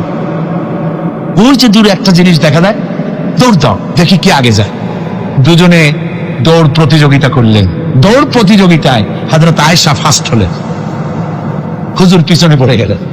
হযরত আয়েশা খুব আনন্দ করলেন যে আপনি কিন্তু আমার সাথে দৌড়ে পারলেন। পরবর্তী কিছু কাল যাওয়ার পর হযরত আয়েশা বলেন, হুজুর আজকে আবার বললেন যে চলো আয়েশা একটু দৌড়াই। হযরত আয়েশা বলছেন যে সেদিনের তুলনায় আমার শরীর একটু, আমি মুটিয়ে গেছি, শরীরটি স্থূল হয়েছে, আমি আজকে দৌড়ালাম কিন্তু পারলাম না, রাসূল আগে চলে গেলেন। আমি হাঁপাতে হাঁপাতে যখন হুজুরের কাছে চলে গেছি, হুজুর তখন মুস্কি হেসে আমাকে বললেন, আয়েশা ওই সেই দিনের জবাব আজকে দিয়ে দিলাম। সুবহানাল্লাহি বিহামদিহি, সুবহানাল্লাহি বিহামদিহি। বিশ্ব নবী কত বড় আদর্শ বিশ্ব মানবতার জন্য। তিনি বলেছেন, আরাফাতের ময়দানে রাসূলুল্লাহ বলেছেন, তোমরা যেমন পড়বে তোমার স্ত্রীদেরকে তেমন পড়াবে, তোমরা যেমন খাবে তোমার স্ত্রীদেরকে তেমন খাওয়াবে, স্ট্যান্ডার্ড মেনটেন করবে। তুমি ভালো দামের কাপড় পরবে, স্ত্রীকে খারাপ দিবে তা নয়, অধিকার দুজনেরই সমান, স্বামী এবং স্ত্রী সমান অধিকার। কিন্তু আমরা তা বুঝতে পারি না, বুঝতে চাই না। আমরা অনেকে মনে করেছি বিয়ে যখন করছি তখন আমি তো নওয়াবজাদা নসরুল্লাহ খান, আর বউ তো কেনা দাসী। না, সে কিন্তু দাসী নয়, তার মর্যাদা আছে, তার সম্মান আছে, তার সম্মান আপনাকে দিতে হবে। রাসূলুল্লাহ দিয়েছেন, আপনাকেও দিতে হবে। রান্না বান্না হতে দেরি হয়, কত গালাগালি শুনতে হয় নারীকে। আল্লাহর নবীর স্ত্রী হযরত আয়েশা বলেছেন, আল্লাহর নবী কাজ করে, মানুষের সঙ্গে কথা বলে, রাষ্ট্রীয় দায়িত্ব পালন করে ঘরের ভিতরে এসে যখন দেখেছেন রান্না হতে দেরি আছে, রাসূলুল্লাহ বিরক্ত হন নাই, ভ্রু কুঞ্চিত করেন নাই, চোখ মোটা করেন নাই, আমাকে কোনো কথা শোনান নাই, বরং আমার কাছে বসে রান্নায় আমাকে সহযোগিতা করেছেন। সুবহানাল্লাহ বিহামদিহি। এই হলো আল্লাহর রাসূল, এই হলো বিশ্ব নবী। স্ত্রীর সঙ্গে কি মহব্বত! সুবহানাল্লাহ বিহামদিহি। হুজুর মহব্বত করতেন স্ত্রীদেরকে। রাসূলুল্লাহর ঘরে দৌলত ছিল না, কিন্তু মহব্বত দিয়ে ভরা ছিল ঘরটা। হুজুরের ঘরে ফ্রিজ নাই, এসি নাই, হুজুরের ঘরে কার্পেট নাই, হুজুরের ঘরের মধ্যে জাজির নাই, তোশক নাই, বড় বড় কম্বল নাই, আরামের কোনো জিনিস নাই, মডার্ন ইকুইপমেন্টস কিচ্ছু নাই, দৌলত নাই, কিন্তু মহব্বত দিয়ে ঘরটা ভরা। হযরত আয়েশা বলেছেন, যখন আমি পানি পান করে গ্লাস রেখে দিতাম, আল্লাহর নবী তখন গ্লাসের সেই জায়গায় ঠোঁট লাগাতেন যেখানে আমি ঠোঁট লাগাইয়া পানি পান করেছি। আমি গোশত চিবোতাম, রাসূলুল্লাহ আমার হাত থেকে গোশত টুকরা নিয়া সেই জায়গায় চিবোতেন যেখানে আমি চিবোয়েছি। সুবহানাল্লাহ। আমার ভাইরা, রাসূল তার স্ত্রীদেরকে মহব্বত করতেন, স্ত্রীরাও রাসূলকে মহব্বত করতেন দারুণ ভাবে। একবার হযরত আয়েশা সিদ্দিকা রাদিয়াল্লাহু তাআলা আনহা হুজুরকে গোসল করাতেছিলেন, মাথার উপরে পানি ঢালতেছেন, হুজুর একটা চৌকির উপরে বা একটা তক্তার উপরে বসে আছেন। গোসলের পানির ভিতরে রাসূলুল্লাহ দেখতে পেলেন রক্তের মতো কি যেন প্রবাহিত হয়ে যাচ্ছে। হুজুর জিজ্ঞেস করেন, আয়েশা রে, পানির ভিতরে রক্তের মতো কি দেখা যায়? হযরত আয়েশা বলেন, হুজুর আপনি যখন বসেছিলেন অসতর্ক মুহূর্তে তক্তার নিচে আমার একটা আঙ্গুল পড়েছিল, পায়ের আঙ্গুলটা ফেটে বোধহয় রক্ত বেরোতেছে। রাসূলুল্লাহ তাড়াতাড়ি করে উঠলেন আর ওই আঙ্গুলকে ব্যান্ডেজ করে দিলেন। রাসূলুল্লাহ বললেন, আয়েশা রে, আঙ্গুল ফেটে গেছে, একটু আহার হু পর্যন্ত করলে না, এতক্ষণ তুমি কষ্ট করলে কেন? হযরত আয়েশা বলেন, ইয়া রাসূলুল্লাহ, ওটা তো একটা পায়ের আঙ্গুল। আয়েশার কলিজাটা ফেটে যদি রক্ত বেরোতো, রাসূলুল্লাহকে উঠতে বলতে আমি পারতাম না। কি মহব্বত রাসূলের সাথে! হযরত আয়েশা বলেন, রাসূল সাল্লাল্লাহু আলাইহি ওয়াসাল্লাম স্ত্রীদেরকে এত ভালোবাসতেন, আমাদের ঘরে গোশত টোস্ত তেমন রান্না বান্না খুব কম হতো। গোশত রান্না হবে কি, মাসের পর মাস চলে গেছে রাসূলের বাড়িতে, হুজুর স্ত্রীরা বলেছেন আমাদের ঘরে চুলে আগুন জ্বলে নাই, একটু শুকনা রুটি, একটু শুকনা খেজুর আর একটু পানি খেয়ে আমাদের জীবন চলেছে, এরকমের অবস্থা হয়েছে।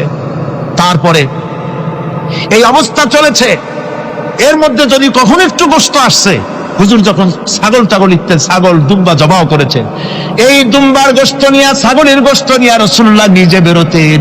হযরত খাদিজার বান্ধবী কোথায় আছে খুঁজে ওই বান্ধবীর কাছে গোশত পৌঁছে দিয়ে আসতে। হযরত আয়েশা বলেন, একদিন আমার ঘুম ভেঙে গেল, দেখি হুজুর আমার কাছে নাই, গেলেন কোথায়? খুঁজতে খুঁজতে যায় দেখি মসজিদে নববীর ভিতরে হুজুর হাত তুলে বসে আছেন, মোনাজাত করতেছেন। আমি পেছনে গিয়ে হাত তুললাম, আমি শুনতে পাচ্ছি নবীজি দোয়া করছেন রব্বুল আলামিন কিয়ামতের ময়দানে যেদিন সন্তান তার পিতাকে ভুলে যাবে, মা তার সন্তানকে হারায় ফেলবে, ওই কঠিন হাসরের ময়দানে আমি যেন আমার খাদিজাকে হারাইয়া না যাই। মুনাজাতের শেষে হযরত আয়েশা বলেন, ইয়া রাসূলুল্লাহ, খাদিজার কথা আপনার এত কেন বারবার মনে পড়ে? একটা বুড়িরে বিয়ে করেছিলেন 25 বছর বয়সের সময়, 40 বছর বুড়ি, তার কথা কেন এত মহব্বত আপনার মনে পড়ে? তার থেকে যুবতী মেয়ে, সুন্দরী মেয়েকে আপনার স্ত্রী হিসেবে আপনি পান নাই? হুজুর বলেন, আয়েশা রে, খাদিজার সম্পর্কে এমন কথা তুমি আর বলো না। তোমরা সবাই আমার সুখের দিনের স্ত্রী, আর খাদিজা আমার এমন সময় স্ত্রী ছিল যখন মক্কায় আমার আশ্রয় ছিল না, তামাম মক্কা নগরীতে আমার আশ্রয় ছিল না। খাদিজার সঞ্চিত সমস্ত ধনরাশি ইসলাম কবুল করার পর দুহাতে খাদিজা বিতরণ করে দিয়েছে। হযরত আয়েশা বলেন, হুজুর আমার গোস্তাকি মাফ করে দেন, আমি আর এরকম বলবো না, তবে খাদিজা সম্পর্কে আমার কিছু একটু শোনান। হুজুর বলেন, আয়েশা রে শোনো, গভীর রাত যত রাত হোক না কেন ইসলামের দাওয়াত দিয়ে দিয়ে গভীর রাত্রে আমি যখন বাসায় ফিরেছি, ঘরে এসেছি, দরজায় একটা মাত্র ডাক দিয়েছি, খাদিজা, অমনি দরজা খুলে গেছে। আমি জিজ্ঞেস করেছি, খাদিজা রে, যত রাত্রে আসলাম, যতবার আসলাম, একটা ডাকের বেশি লাগলো না, তুমি কি ঘুমাও না? হযরতে খাদিজা বলেছেন, ইয়া রাসূলুল্লাহ, আমার মনের ভিতরে ভয় থাকে, আল্লাহ রাসূল দ্বীনের খেদমতে বাইরে আছেন, আমি যদি আরামে বিছানায় ঘুমায়ে থাকি আর নবীজি দরজার কাছে দাঁড়ায় আমারে ডাকাডাকি করবেন, উঠতে যদি দেরি হয়ে যায় নবীজির সঙ্গে বেয়াদবি হয়ে যাবে, এই মনে করে আপনি না আসা পর্যন্ত দরজার সাথে পিঠ লাগাই আমি দাঁড়াইয়া দাঁড়াইয়া ঘুমাই। আমার ভাইরা, হযরতে খাদিজার ইজ্জত স্বয়ং আল্লাহ দিয়েছেন। কে দিয়েছেন? হাদিস শরীফে এসেছে, রাসূলুল্লাহ জাবালে নূরে বসা, গারে হেরার ভিতরে বসা, হযরতে জিবরাইল রাসূলুল্লাহর সঙ্গে কথা বলতেছেন। একটু পরে হযরতে জিবরাইল বলেন, ইয়া রাসূলুল্লাহ, আমি আর এখানে বসবো না, আমি এখন চলছি। আমি দেখতে পাচ্ছি খাদিজা আসতেছে আপনার জন্য খাবার নিয়ে। খাদিজা যখন আপনার কাছে পৌঁছে যাবে, আপনি খাদিজাকে শোনায় দিবেন আল্লাহ রাব্বুল আলামিন খাদিজাকে সালাম জানাইছে। সুবহানাল্লাহ, সুবহানাল্লাহ। রাসূলুল্লাহর কাছে হযরতে খাদিজা যখন আসলেন, হুজুর বললেন, খাদিজা, আজকে তোমার জন্য দারুণ সুখবর। বলে কি? বলে, আল্লাহ পাক জিবরাইল কেমন উঠে গেল আমার কাছ থেকে, জিবরাইল বলে গেল আল্লাহ তোমাকে সালাম বলেছে। হযরত খাদিজা কেঁদে ফেললেন, বললেন, ইয়া রাসূলুল্লাহ, আমার নারী জন্ম সার্থক, আল্লাহ আমাকে সালাম বলেছে, এর জবাব কেমনে দিতে হয় হুজুর আমি তো জানি না, আপনি আমার পক্ষ থেকে আল্লাহর সালাম কিভাবে দেওয়া লাগে আপনি দিয়ে দিন, আমি তো বুঝি না কেমনে আল্লাহর সালামের জবাব দেব। হুজুর বললেন, খাদিজা, শুধু আল্লাহ নয়, জিবরাইলও তোমাকে সালাম বলে গেছে। হযরতে খাদিজা বললেন, হযরত জিবরাইলকে আমার সালামের জবাবটা ওয়া আলাইকুমুস সালাম বলেন। হযরত খাদিজার এই মর্যাদা ছিল। আমার ভাইরা, রাসূল পাক সাল্লাল্লাহু আলাইহি ওয়াসাল্লাম এভাবে মহব্বত করেছেন স্ত্রীদেরকে। সুতরাং স্বামী স্ত্রীর মহব্বত আল্লাহ জান্নাতি নিয়ামত। কিসের নিয়ামত? যে ঘরের মধ্যে স্বামী স্ত্রীর মধ্যে মিল মহব্বত আছে এটা বেহেশতের মতো, আর যেখানে মিল মহব্বত নাই এটা জাহান্নামের মতো। ঠিক কি? সুতরাং মহব্বত করুন, বেশি বেশি স্যাক্রিফাইস করুন, বেশি বেশি স্যাক্রিফাইস করুন। নারীদের ব্যাপারে বলা হয়েছে, পুরুষকে বলা হয়েছে অধিকার আদায় করো, সব ব্যাপারে সমান অধিকার, কিন্তু নারীকে একটা ব্যাপারে বলা হয়েছে, নারী শোনো, পুরুষের মর্যাদা তোমার চাইতে আল্লাহ রাব্বুল আলামিন বেশি দিয়েছেন। আর রিজালু কাওয়ামুনা আলান নিসা, নারীদের উপরে পুরুষের প্রাধান্য আল্লাহ পাক দান করেছেন। একদিন একজন সাহাবী বলেছেন, ইয়া রাসূলুল্লাহ, জংলি উট দেখলাম আপনার পায়ের উপরে সেজদায় পড়ে গেল, আপনি যদি আমাদেরকে অনুমতি দিতেন না আপনাকে আমরা সেজদা করতাম। আল্লাহ নবী বললেন, মানুষ মানুষকে সেজদা করা এ পারমিশন যদি আমি দিতাম তাহলে দুনিয়ার সমস্ত স্ত্রীদেরকে বলতাম তারা যেন তাদের স্বামীকে সেজদা দেয়। স্বামীর মর্যাদা এখানে বেশি।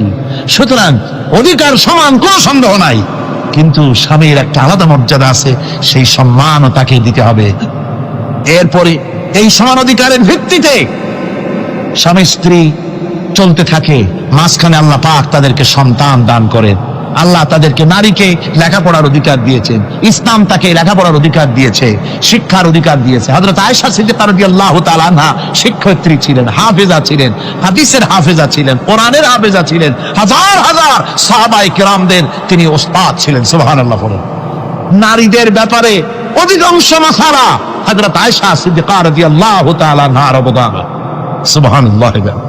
নারী যুদ্ধ করেছে, যুদ্ধের ময়দানে নারীর অধিকার আছে।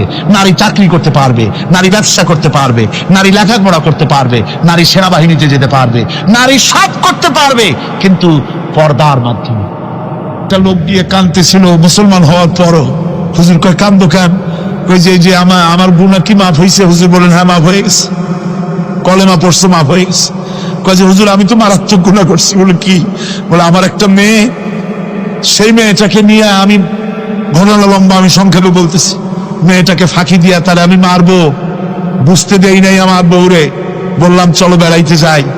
মেয়েটা আমার সাথে সাজাই দিয়েছে, তার মা বেড়াতে নিয়ে যাবো এই কথা মনে করে।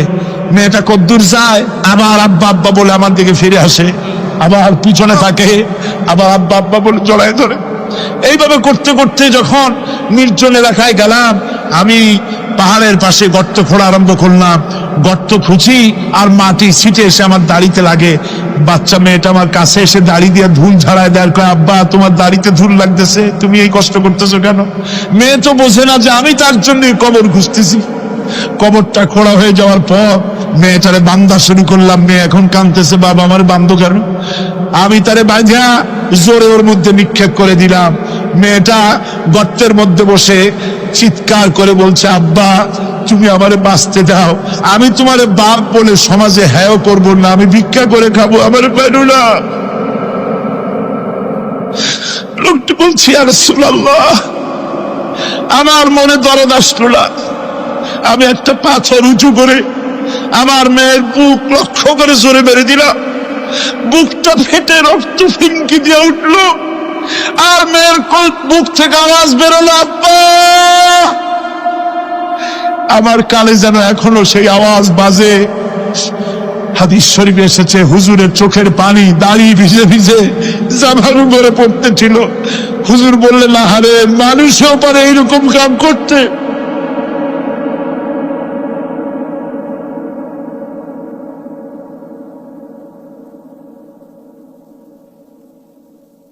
পৃথিবীতে নারীর যখন কোনো সম্মান ছিল না, মর্যাদা ছিল না, সেই সময় আমার রাসূল, আমার বিশ্বনবী নারীদেরকে সম্মানের হাত ধরে গর্তের ভিতর থেকে উঠাইয়া রানীর সিংহাসনে বসাইয়া দিলেন।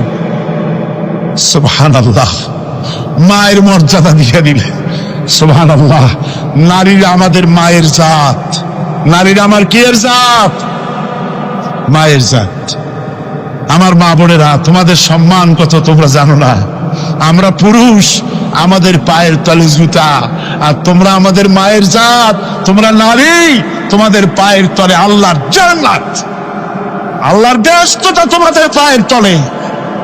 এই সম্মান আল্লাহ তোমাদের দিয়েছে, নবী দিয়েছেন। সুবহানাল্লাহ। কর ভাইরা আমার, অধিকার ইসলাম দিয়েছে।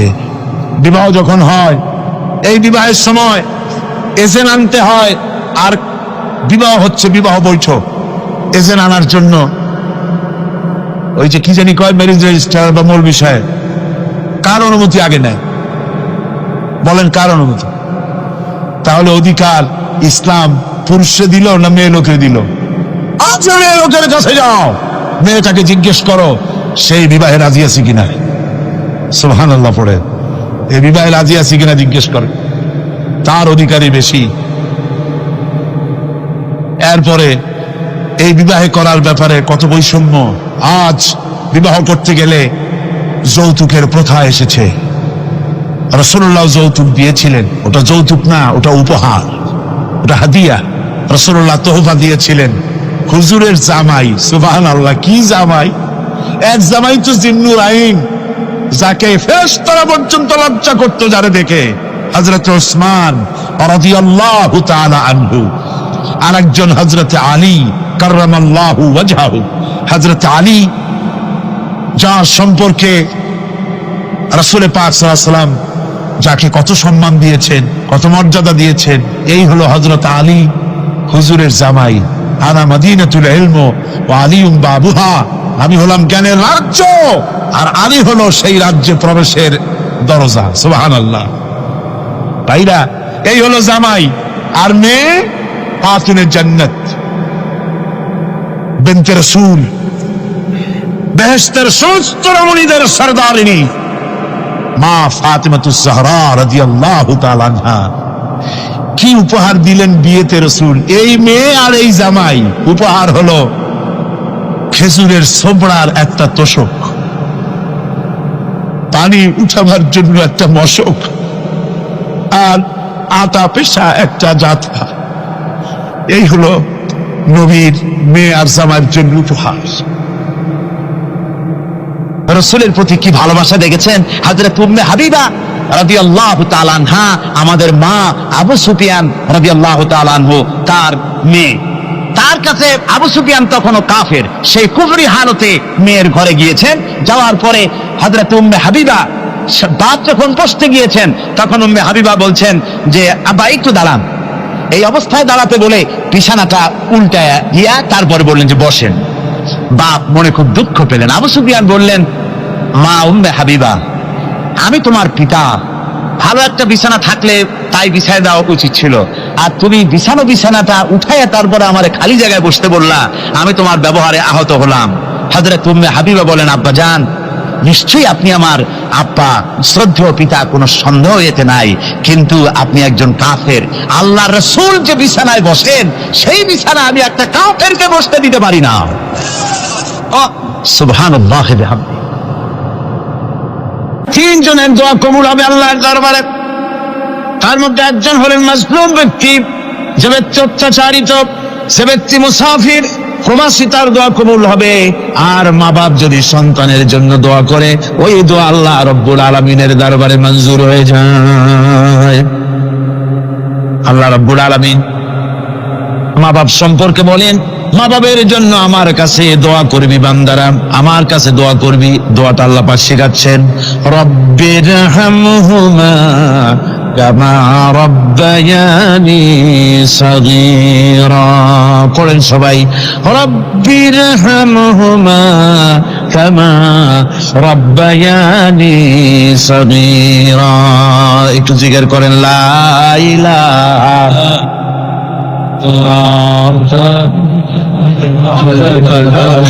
লা ইলাহা ইল্লাল্লাহ, লা ইলাহা ইল্লাল্লাহ, লা ইলাহা ইল্লাল্লাহ, লা ইলাহা ইল্লাল্লাহ মুহাম্মাদুর রাসূলুল্লাহ। আমার ভাইরা, আল্লাহ পাক শিখাচ্ছেন, বান্দা তোর মা বাপের জন্য আমার কাছে দোয়া কর। আল্লাহ রব, আয় আমার প্রভু, আমার মা বাপ যেমন ছোটবেলায় আমাকে স্নেহের কোলে লালন পালন করেছে, আয় আমার আল্লাহ, তুমি আমার মা বাপকে তোমার রহমতের কোলে লালন পালন করো। আল্লাহ শিখাই দিয়েছেন। আমার ভাইরা, প্রত্যেক নামাজের পরে এই দোয়াটা ভুলে যাবেন না। ভুলে যাবেন? ভুলে যাবেন? আমার ভাইরা, আমার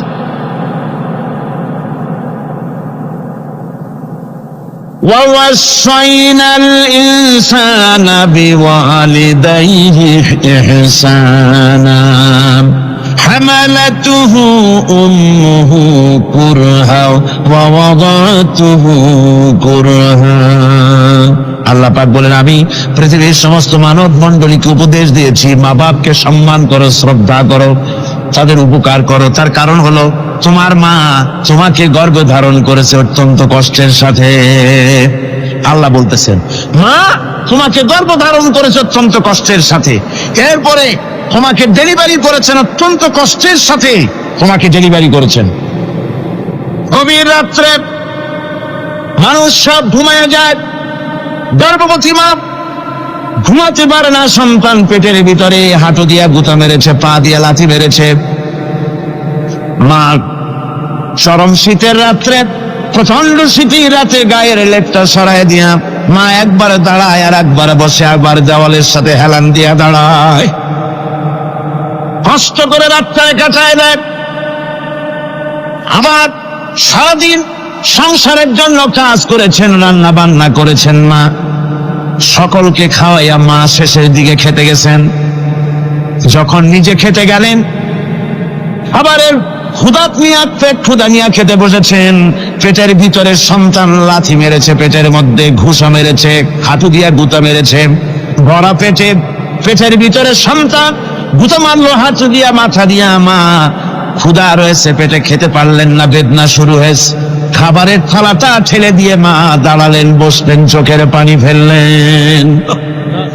এভাবে করে মা একটা দুইটা দিন নয়, 10টি মাস পর্যন্ত সন্তানটাকে পেটের মধ্যে নিয়ে, একটা জীবিত মানুষ আর একটা জীবিত সন্তান পেটের মধ্যে নিয়ে নড়াচড়া করছেন, চলাফেরা করছেন। কিতাবের মধ্যে এসেছেন, রাতের বেলায় মা যে ঘুমাতে পারেন না সন্তানের নড়াচড়ার কারণে। রাতভর ইবাদত করলে যত সওয়াব পাওয়া যেত, আল্লাহ ওই সওয়াব মায়ের আমলনামায় লিখে দেন।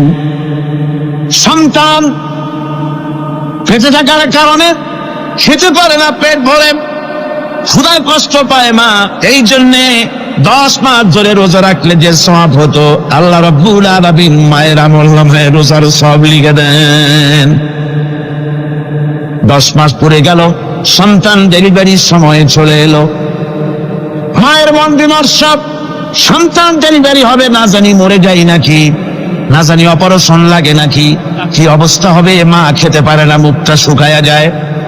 ডেলিভারির সময় যখন আসে, নবমের কাছ থেকে বিদায় নিয়ে যায়, স্বামীকে একান্তে গোপনে ডেকে নিয়ে বলে, প্রাণের স্বামী, দীর্ঘদিন একসঙ্গে ঘর কন্যা করেছি, অপরাধ হয়ে যেতে পারে, আমারে মাফ করে দিও। আমার মনে হয় এবার আমি আর বাঁচবো না।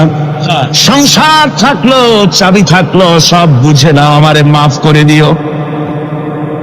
মা চলে গেল সতিকা গৃহে, ক্লিনিকে চলে গেল, অপারেশন থিয়েটারে চলে গেল, অথবা ডেলিভারির জায়গায় চলে গেল। ডেলিভারি পেইন শুরু হয়ে গেল, বেদনা শুরু হয়ে গেল। এক একটা বেদনা যেন মায়ের এক একটা মৃত্যু যন্ত্রণা শুরু হয়ে যায়। এমন যন্ত্রণা, প্রসব বেদনা দুনিয়ার ভুক্তভোগী মা ছাড়া আর কেউ জানে না।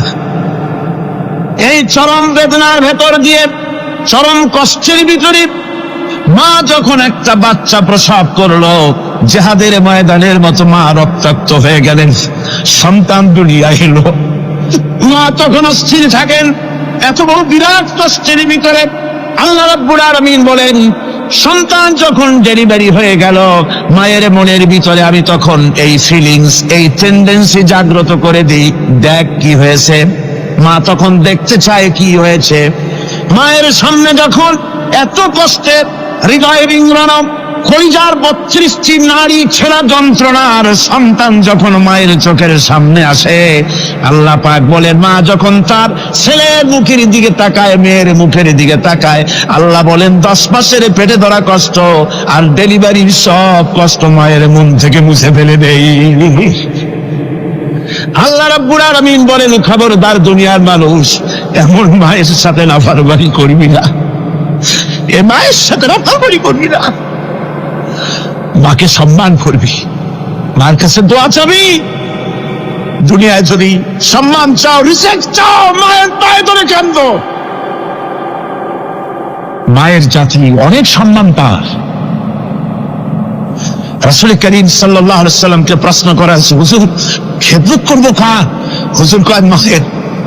তারপরে কার? হুজুর কয় মায়ের। তারপরে কার? হুজুর বলেন মায়ের। তারপরে কার? তোমার পিতা। 3 গুণ। তোর ভাইয়ের মর্যাদা 3 গুণ বেশি, তোর বাবার চাইতে মর্যাদা বেশি। সুবহানাল্লাহ পড়ে। আর আজকে ইসলামের শত্রুরা তারা বলে যে ইসলাম নারীর অধিকার আদায় করে নাই। নারীর অধিকার ইসলাম দেয় নাই তো কে দিয়েছে? আমার বন্ধুগণ, বিশ্ব নবী জনাবে মুহাম্মদ রাসূলুল্লাহ সাল্লাল্লাহু আলাইহি ওয়াসাল্লাম মসজিদে নববীর ভিতরে বসে আছেন। এক বৃদ্ধা মহিলা মসজিদের মধ্যে প্রবেশ করলেন। হুজুর বৃদ্ধাকে দেখে দাঁড়ায় গেলেন। বিশ্ব নবী বুড়ি মেয়ে লোককে দেখে দাঁড়ায় গেলেন। আল্লাহর নবী বুড়িকে দেখে দাঁড়ালেন।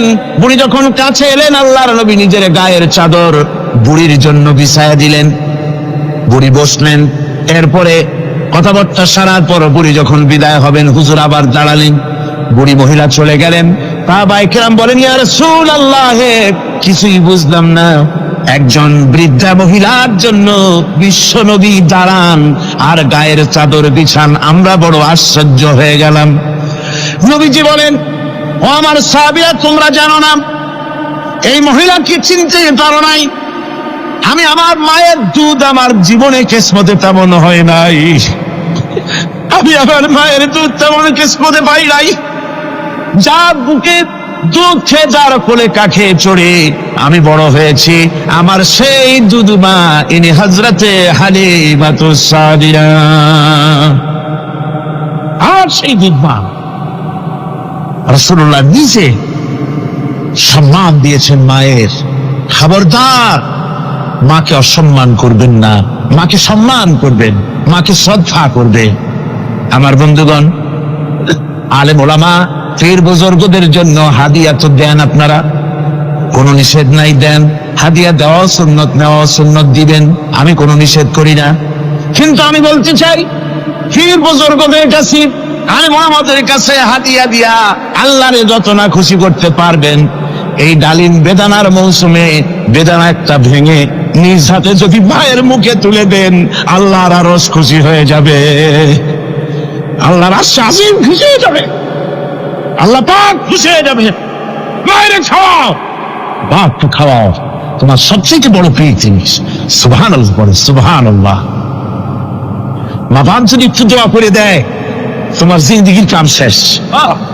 একটু বদদোয়া করলে জাহান্নামে যাবা। কোন পৃষ্ঠায় বদদোয়া করলে জাহান্নামে যাবে এমন কথা নয়, কোন মরণে বদদোয়া করলে দোজখে যাবে এমন কথা নয়।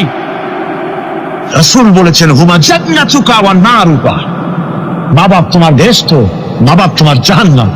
মা বাপ যদি অসন্তুষ্ট হয়, দোজখে যাবি, আর মা বাপ যদি খুশি, আল্লাহর জান্নাতে চলে যাবি। সুবহানাল্লাহ, সুবহানাল্লাহ, সুবহানাল্লাহ। মায়ের পায়ের তলে তোর বেহেশত। আমরা পুরুষ, আমাদের গত বছরও বলেছি, আমরা পুরুষ, আমাদের পায়ের তলে জুতা, আমাদের পায়ের তলে কি? শুধু জুতা। আর আমার মা, আমার মায়ের জাতি যারা এই প্যান্ডেলে বসে আছেন, আমার মায়েরা, বোনেরা, মায়ের জাতি যারা পৃথিবীতে, মায়ের জাতির পায়ের তলে আল্লাহর বেহেশত। সুবহান।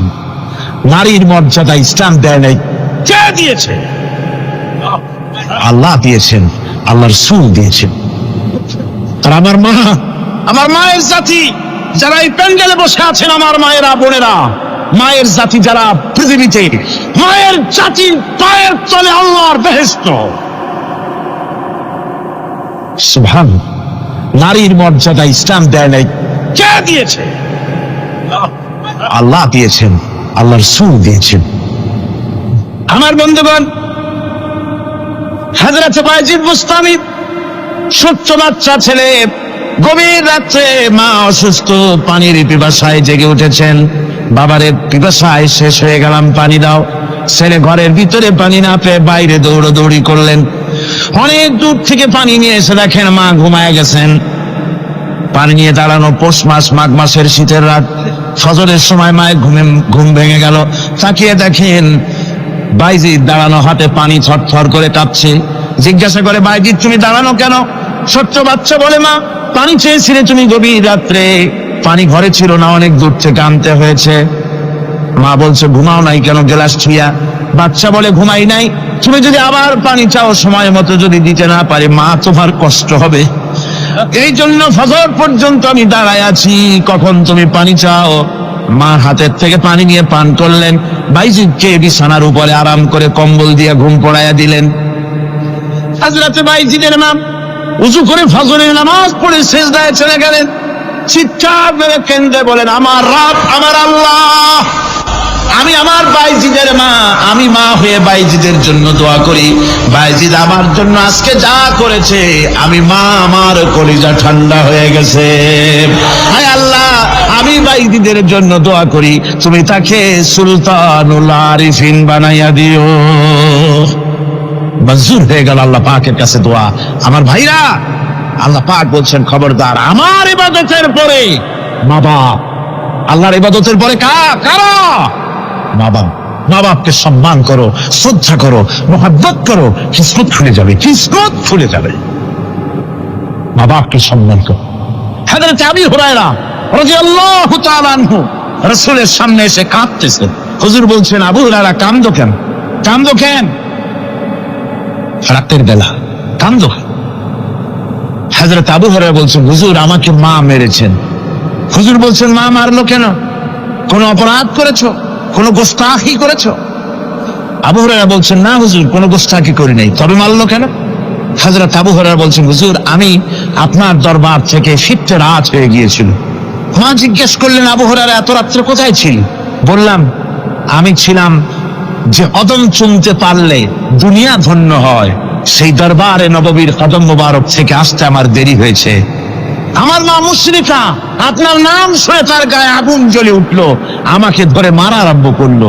বলল, হয় আমার বাড়ি ছাড়বি আর না হয় মুহাম্মদ সাল্লাল্লাহু আলাইহি ওয়াসাল্লামের দরবার ছাড়বি।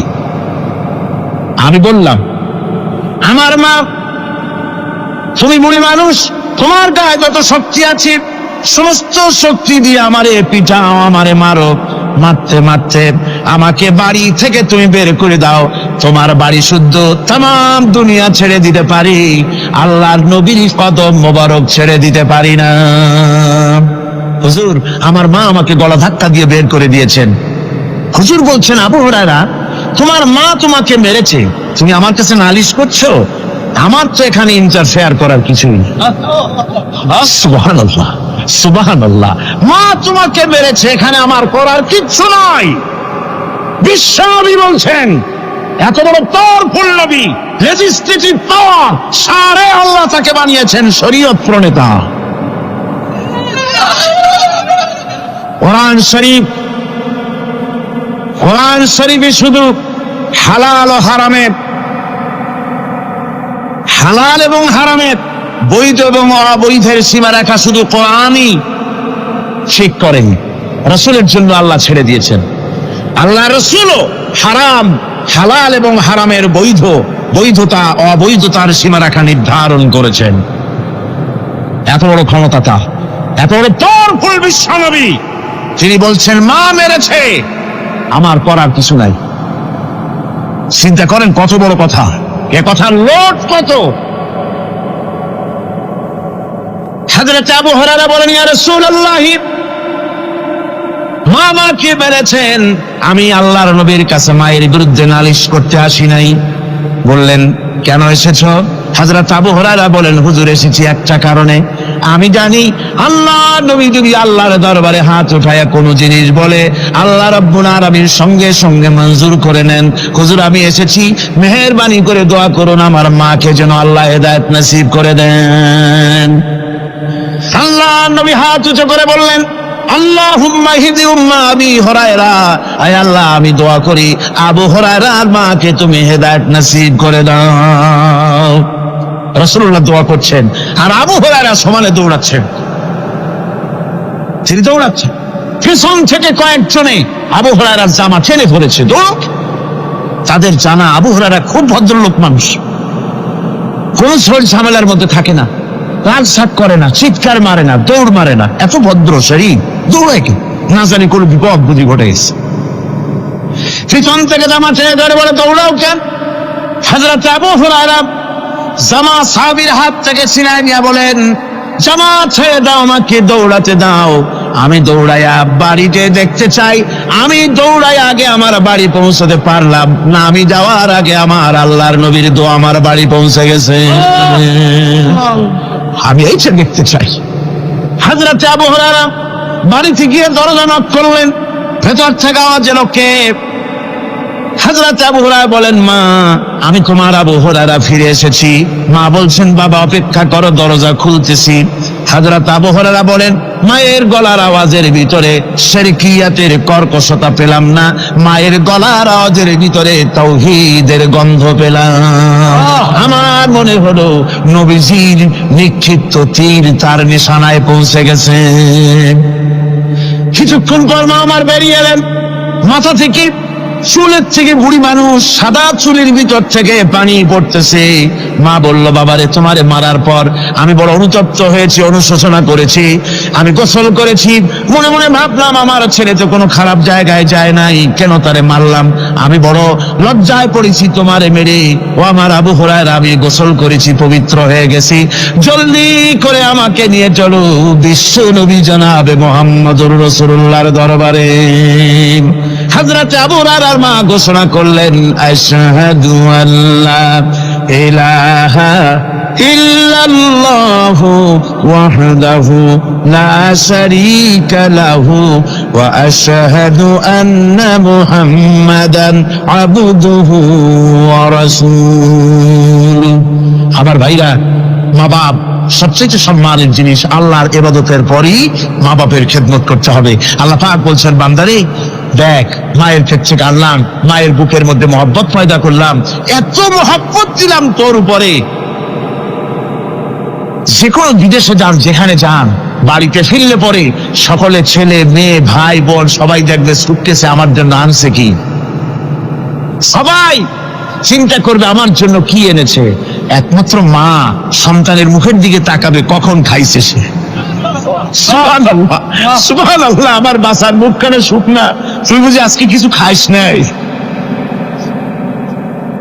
বিদেশে যেসব সন্তান থাকে, মা টাটা কবুতরের মতো ছটফট করে।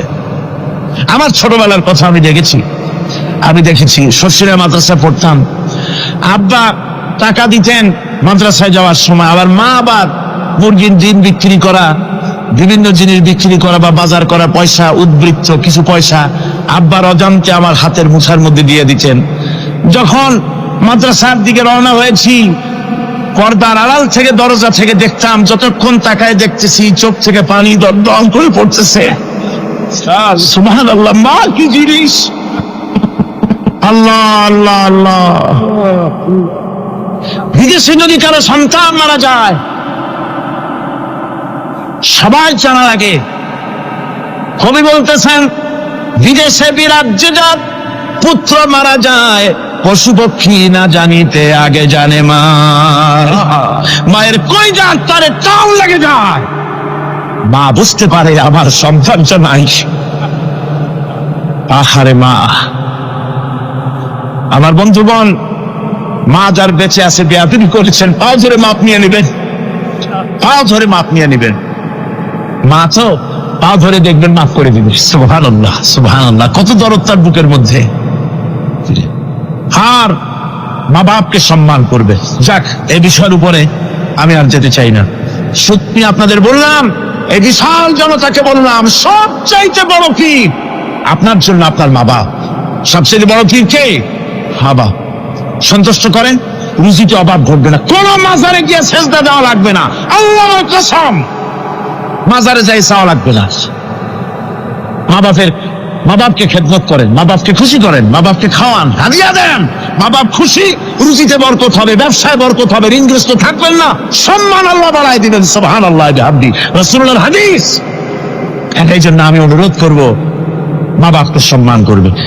পাশে বুঝতে পেরেছি মুহাম্মদ সাল্লাল্লাহু আলাইহি ওয়াসাল্লাম আল্লাহর রহমত, করুণার নবী, দয়ার নবী। তার কাছে যদি আমি যেতে পারি, তাহলে তিনি আমার সম্পর্কে, যদি তার সামনে যেতে পারি, তাহলে তার কঠোর মনোভাব আমার প্রতি নরম হয়ে যাবে। এই মনে করে সাহাবায়ে কেরামদের চোখ এড়ায়া তিনি হুজুরের সামনে গিয়ে হাজির হয়ে গেলেন। হুজুর তাকে দেখি বললেন, তোমার নাম না ওয়াসি? তিনি বললেন, হ্যাঁ, আমার নাম ওয়াসি। হুজুর বললেন, তুমি আমার চাচাকে শহীদ করেছো? ওয়াসি বললেন, জাহালাতের কারণে তা করেছি। হুজুর বললেন, কেমনে শহীদ করেছো আমার চাচাকে, আমার একটু শোনাও। ওয়াসি বলতে লাগলেন, আমি বল্লম দিয়ে হযরতে হামজার শরীরকে এফোড় ওপড় করে দিয়েছি, তারপরে তার বুককে খঞ্জর দিয়ে ফেরে বুকের ভিতর থেকে কলিজাটা বের করে নিয়ে আমি হাতে দিয়ে দিয়েছি হেন্দাই কলেজা চিবিয়ে চিবিয়ে খেস। রাসূল পাক সাল্লাল্লাহু আলাইহি ওয়াসাল্লাম, হাদিস শরীফে এসেছে, ওয়াসির বর্ণনা যখন তিনি শুনতেছিলেন, রাসূলের চোখ থেকে তখন পানি পড়ে দাড়ি মোবারক ভিজে ভিজে পড়তেছিল। ঘটনা শোনার পর রাসূলুল্লাহ বললেন, ওয়াসি তুমি কি চাও? ওয়াসি বললেন, আমি ইসলাম কবুল করতে চাই। হুজুর তাকে মুসলমান বানালেন, বললেন তুমি মুসলমান হলে কিন্তু সব সময় তুমি আমার সামনে আসবে না, তার কারণ তোমাকে দেখলে পরে আমার মনের ভিতরে আমার চাচার কথা মনে উঠে যাবে। আমি আমার আব্বাকে পাই নাই, আব্বার স্নেহ যত্ন আমার কিসমতে তেমন হয় নাই। আমার চাচা হামজা আমাকে পিতার মতো করে আমাকে স্নেহ করেছে, তোমাকে দেখলে পরে তার কথা মনে পড়বে, সুতরাং তুমি সবসময় আমার সামনে আসবে না। ওয়াসি সেদিন শপথ নিয়েছিলেন, রব্বুল আলামিন আমি জাহালাতের কারণে যেই বল্লম দিয়ে একজন শ্রেষ্ঠ সন্তানকে আমি শহীদ করে ফেলেছিলাম, আমি বুঝতে পারি নাই, ওই বল্লমটা আমি হেফাজতে রেখে দিয়েছি। তুমি আমার এই দোয়া মঞ্জুর করো, আমি যেন এই বল্লম দিয়ে এই পৃথিবীর নিকৃষ্ট ইসলামের কোন দুশ্মনকে যেন আমি শেষ করে দিতে পারি। আল্লাহ পাক দোয়া তার মঞ্জুর করে নিলেন। মুসাইলামা কাযযাবের বিরুদ্ধে হযরত আবু বকর সিদ্দিক রাদিয়াল্লাহু তাআলা আনহু যে বাহিনী পাঠালেন, হযরত ওয়াসি সেই বাহিনীর মধ্যে ছিলেন। আর তিনি সেই বল্লমটা দিয়ে, যে বল্লম দিয়ে তিনি হযরত হামজাকে শহীদ করেছিলেন, সেই বল্লমটা দিয়েই ইসলামের নিকৃষ্ট শত্রু মুসাইলামা কাযযাবকে দুনিয়া থেকে তিনি বিদায় করে দিলেন। রাসূলের যুগে একজন নবুয়তের দাবি করলো, তার নাম হচ্ছে মুসাইলামা কাযযাব। সে দাবি করলো, সে মনে করলো যে নবুয়ত হচ্ছে একটা ব্যবসা। মুহাম্মদ সাল্লাল্লাহু আলাইহি ওয়াসাল্লামের কিছু ছিল না, নবুয়তের দাবি করলো, গনিমতের মাল আসলো, টাকা পয়সা আসলো, তারপর রাজত্ব হয়ে গেল, এরকম তো কম কথা না। তা আমিও যদি নবুয়তের দাবি করি তাহলে এরকমের একটা ব্যবসা আমিও করতে পারবো। এই চিন্তা ভাবনা করে নবুয়তের দাবি করে বসলো। নবুয়তের দাবি করে সে প্রচার করে বেড়াতে লাগলো, আমি নবী। তারপর তার উম্মতেরা বলল যে আচ্ছা আপনি তো নবী বুঝলাম, তা মুহাম্মদ সাল্লাল্লাহু আলাইহি ওয়াসাল্লামের উপরে ওহী নাজিল হয়, আপনি তো কোনো নতুন ওহী আমাদের দিতে পারলেন না, কোনো সূরাও এ পর্যন্ত আসলো না। মুসাইলামা কাযযাব বলল, দেখো কেবল না নবী হলাম, একটু সময় দাও ওহী আসা। কিছুদিন পর বলল যে সূরা একটা এসে গেছে। বলে কি? সে সূরা কাউসারের একটা প্যারোডি তৈরি করলো, বলল আমার উপরে একটা নতুন সূরা আসছে, সূরাটি হচ্ছে ইন্না আতাইনাকাল আকাক ফাসাল্লি লিরাব্বিকা ওয়াজাক ইন্না শানিয়াকা হুয়াল আবলাক। এর অর্থ হচ্ছে আমি তোমাকে আকাক পক্ষী দান করেছি। আর আকাক পক্ষী বলা হয় হুতুম পেঁচাকে। ও যে কায়দার নবী, পাখিটাও পাইছে সেই কায়দারই। তারপরে ফাসাল্লি লিরাব্বিকা ওয়াজাক, সুতরাং তোমার প্রভুর উদ্দেশ্যে নামাজ পড়ো আর জোরে সোরে চিৎকার করো। মনে রেখো তোমার দুশ্মন হবে শ্বেত এবং কৃষ্ণ বর্ণে, এর না আছে কোনো গোড়া, না আছে এর মাথা, না আছে এর কোনো অর্থ, না আছে কিছু। এই জাতীয় সূরা দেখিয়া উম্মতেরা বলল, কি যে আশ্চর্য কথা, মুহাম্মদ সাল্লাল্লাহু আলাইহি ওয়াসাল্লামের উপরে যে সূরা নাজিল হয়েছে তা পড়তে কত সুন্দর, কত ভাব গম্ভীর, আরে কি একটা সূরা নাজিল হলো। তারা নিজেরা বলা তোয়া করলো। আর একবার ধরলো মুসাইলামাকে, তারা বলল মুহাম্মদ সাল্লাল্লাহু আলাইহি ওয়াসাল্লাম তাকে তার উম্মতেরা তাদের বাগানে নিয়ে যায়। নিলে পরে যে বাগান থেকে তিনি যান, গাছে খরমা না থাকলে খরমা হয়ে যায়। কোনো পানি শূন্য কুয়ার কাছ থেকে গেলে তার বরকতে কুয়ায় পানি চলে আসে। তো আপনি এরকমের কিছু আমাদের দেখান। বললো আমাকেও তোমরা এভাবে নিয়ে যাও। তখন তাকে নিয়ে যাওয়া হলো। দেখলো উম্মতেরা যে এমনই পোড়া কপালে এক নবী তাদের ভাগে পড়ছে, যে বাগান দিয়ে যায়, গাছে খরমা থাকলে খরমা পড়ে যায়, নষ্ট হয়ে যায়। আর কোনো পানিওয়ালা কুয়ার কাছ থেকে হাঁটলে সে কুয়া থেকে পানিও শেষ হয়ে যায়। এরপরে তার সাহস বাড়লো। মুসাইলামা কাযযাব রাসূল পাক সাল্লাল্লাহু আলাইহি ওয়াসাল্লামের কাছে এক চিঠি লিখলো। সে চিঠির ভাষা ছিল মিন মুসাইলামাত রাসূলিল্লাহ ইলা মুহাম্মাদুর রাসূলুল্লাহ সালামুন আলাইকুম আম্মা বাদ ফাইন্নী আশরাকতু ফিল আমর ওয়া ইন্না লানা নিসফাল আরদ ওয়া লিকুরাইশিন নিসফাল আরদ ওয়ালাকিন্না কুরাইশান কওমান ইয়াতাদুন। সে চিঠি লিখলো যে মুসাইলামা আল্লাহ রসুলের পক্ষ থেকে নাউজুবিল্লাহ মুহাম্মদ সাল্লাল্লাহু আলাইহি সাল্লামের কাছে এই চিঠি পাঠানো হচ্ছে। ফাইন্নী কাদ আশরাকতু ফিল আমরি মাক, আমি হচ্ছি আপনার নবুয়তের একজন অংশীদার। এই হিসাবে পৃথিবীর অর্ধেক হচ্ছে আমার আর অর্ধেক হচ্ছে কোরাইশদের, কিন্তু কোরাইশরা বিষয়টা বুঝতে না পেরে আমার সাথে বাড়াবাড়ি করতেছে। হুজুর সাল্লাল্লাহু আলাইহি ওয়াসাল্লাম এই চিঠির জবাব দিলেন। হুজুর লিখলেন, বিসমিল্লাহির রহমানির রহিম, মিন মুহাম্মদুর রাসূলুল্লাহ সাল্লাল্লাহু আলাইহি ওয়াসাল্লাম ইলা মুসাইলামাতিল কাযযাব, আসসালামু আলা মান ইত্তাবাআল হুদা, আম্মা বা'দ, ফাইন্নাল আরদা লিল্লাহি ইউরিসুহা মিন ইবাদিহি ওয়াল আকিবাতু লিল মুত্তাকিন। রাসূল পাক সাল্লাল্লাহু আলাইহি ওয়াসাল্লাম লিখলেন, এই চিঠি যাচ্ছে মুহাম্মদ সাল্লাল্লাহু আলাইহি ওয়াসাল্লামের কাছ থেকে মুসাইলামায়ে কাযযাবের কাছে। শুনে রাখো, শান্তি বর্ষিত হোক তার প্রতি যিনি হেদায়েত প্রাপ্ত। এই পৃথিবীর উত্তরাধিকারী হচ্ছে কেবলমাত্র আল্লাহ পাকের সেই সব বান্দারা যারা নাকি আল্লাহর গোলাম, আল্লাহর একান্ত আল্লাহর আইন এবং কানুনকে মেনে যারা চলে, আর পরকাল হচ্ছে সেই সমস্ত লোকেদের জন্যই। মুসাইলামায়ে কাযযাবের মুয়াজ্জিন যারা, তারাও জানতো, তারাও জানতো যে লোকটা মিথ্যেবাদী। তো কিছু মাল পানি পাওয়া যায়, টাকা পয়সা পাওয়া যায়, সাথে থাকলে কিছু খাওয়াটাও যায়, এই জন্য তার সাথে থাকতো। রাসূলুল্লাহর মুয়াজ্জিন আযান দিতেন, আশহাদু আন্না মুহাম্মাদার রাসূলুল্লাহ, আমি সাক্ষ্য দিচ্ছি মুহাম্মদ সাল্লাল্লাহু আলাইহি ওয়াসাল্লাম আল্লাহর রাসূল। আর মুসাইলামার মুয়াজ্জিন যে ছিল, সে আযান দিত, আশহাদু আন্না মুসাইলামাতা ইয়াজামু আন্নাহু রাসূলুল্লাহ। ও বলতো, আযান দিত এই কথা বলে যে আমি সাক্ষ্য দিচ্ছি মুসাইলামা মনে করে যে সে আল্লাহর রাসূল।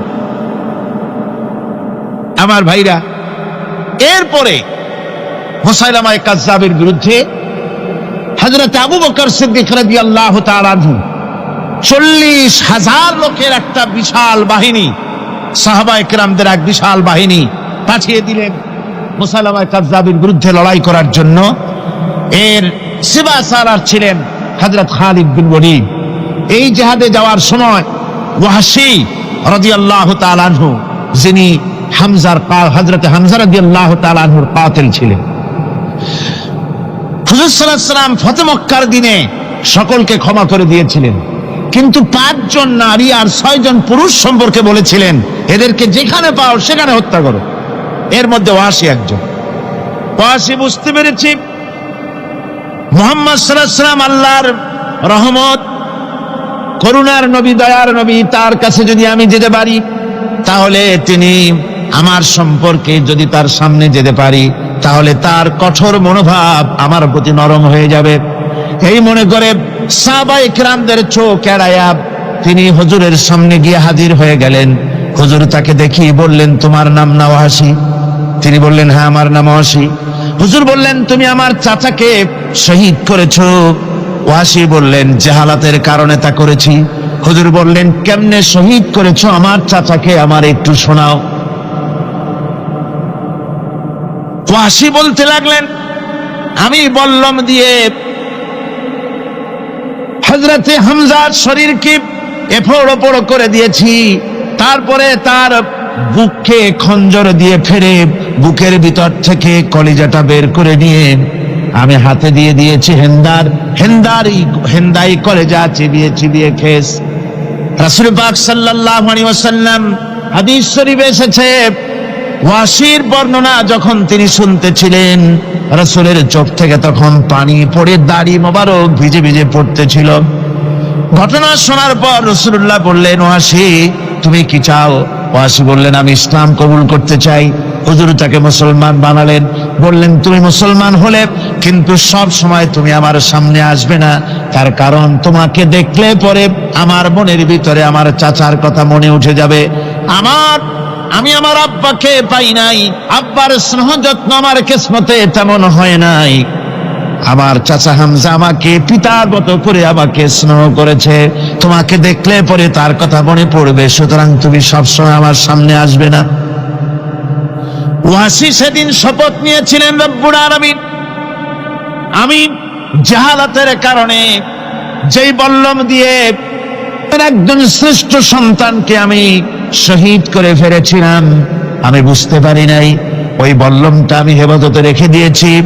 তুমি আমার এই দোয়া মঞ্জুর করো, আমি যেন এই বল্লম দিয়ে এই পৃথিবীর নিকৃষ্ট ইসলামের কোন দুশ্মনকে যেন আমি শেষ করে দিতে পারি। আল্লাহ পাক দোয়া তার মঞ্জুর করে নিলেন। মুসাইলামা কাযযাবের বিরুদ্ধে হযরত আবু বকর সিদ্দিক রাদিয়াল্লাহু তাআলা আনহু যে বাহিনী পাঠালেন, হযরত ওয়াসি সেই বাহিনীর মধ্যে ছিলেন। আর তিনি সেই বল্লমটা দিয়া, যে বল্লম দিয়ে তিনি হযরত হামজাকে শহীদ করেছিলেন, সেই বল্লমটা দিয়েই ইসলামের নিকৃষ্ট শত্রু মুসাইলামা কাযযাবকে দুনিয়া থেকে তিনি বিদায় করে দিলেন। আমার ভাইরা, রাসূল পাক সাল্লাল্লাহু আলাইহি সাল্লামের ইন্তেকালের পর এ পর্যন্ত নবুয়তের যারা দাবি করেছে, এক হিসাবে জানা গেছে 28 জন দাবি করা হয়ে গেছে।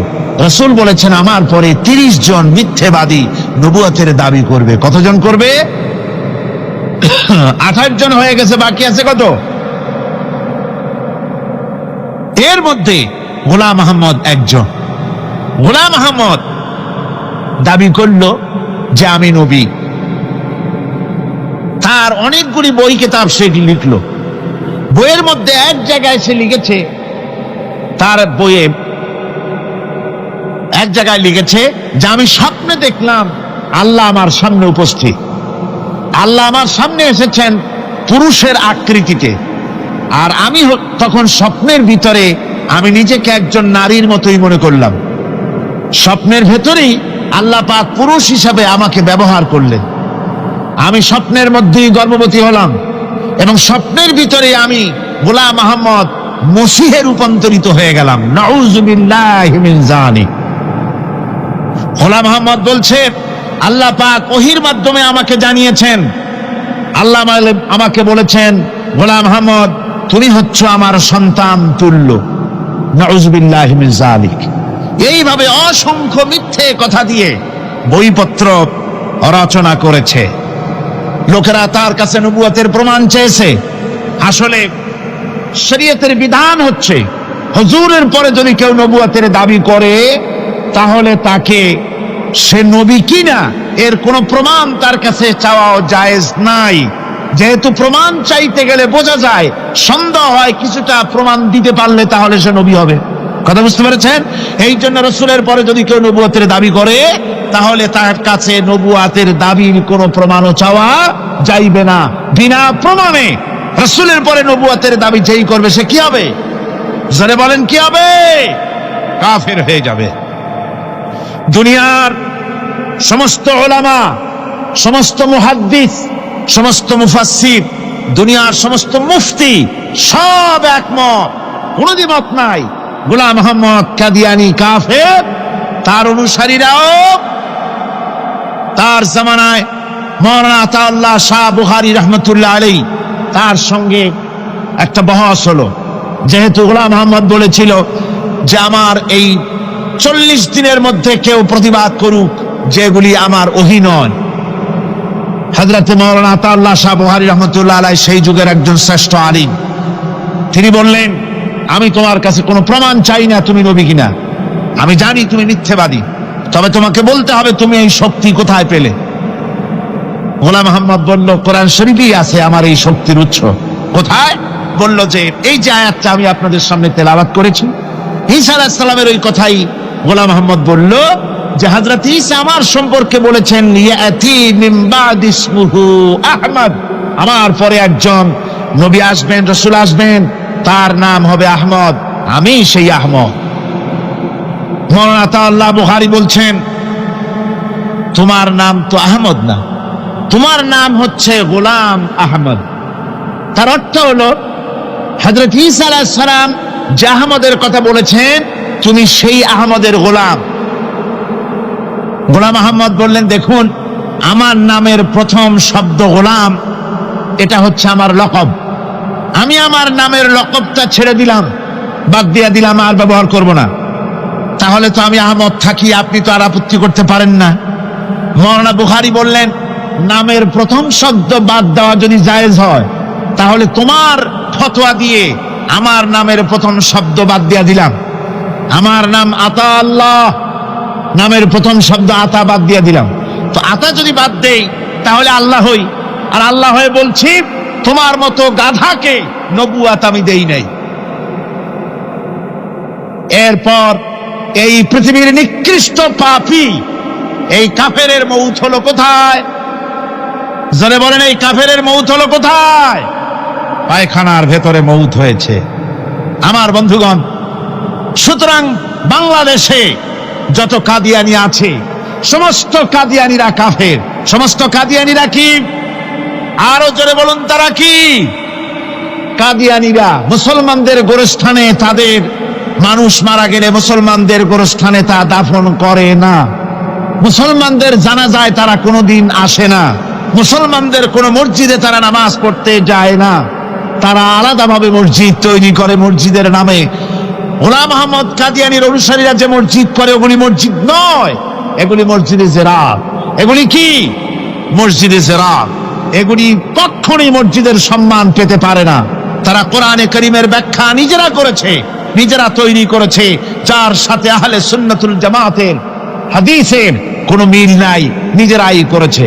সুতরাং এই কাদিয়ানীদেরকে সৌদি আরবিয়া সহ মধ্যপ্রাচ্যের 18টি দেশ এবং পাকিস্তান সরকারও নন মুসলিম মাইনরিটি হিসাবে ঘোষণা করেছে। বাংলাদেশ সরকারের কাছে কাদিয়ানীদেরকে অমুসলিম ঘোষণার জন্য দাবি জানানো হচ্ছে দীর্ঘদিন থেকে, কিন্তু যে সরকারি আসে কর্ণপাত করে না। কাদিয়ানীদের সাথে তাল মিলিয়ে চলতে চেষ্টা করে, আর এই তাল মিলিয়ে চলার অর্থই হলো মুনাফিকি। এই তাল মিলিয়ে চলার অর্থ কি? মুনাফিকি। বাংলাদেশের সব আলেম, সব উলামা ঐক্যবদ্ধভাবে দাবি করেছে কাদিয়ানীদেরকে অমুসলিম ঘোষণা করার জন্য, কিন্তু আজ পর্যন্ত তা করা হয়নি। আজকের মাহফিল থেকেও এই বিশাল জনসমুদ্র আমরা কোরআনে কারীমের তাফসীরের মাহফিল থেকে দাবি জানাই সরকারের কাছে কাদিয়ানীদেরকে অমুসলিম সংখ্যালঘু হিসাবে ঘোষণা করা হোক। এই প্রস্তাবে দাবি কি আপনাদেরও? হাত উঁচু করে দেখা।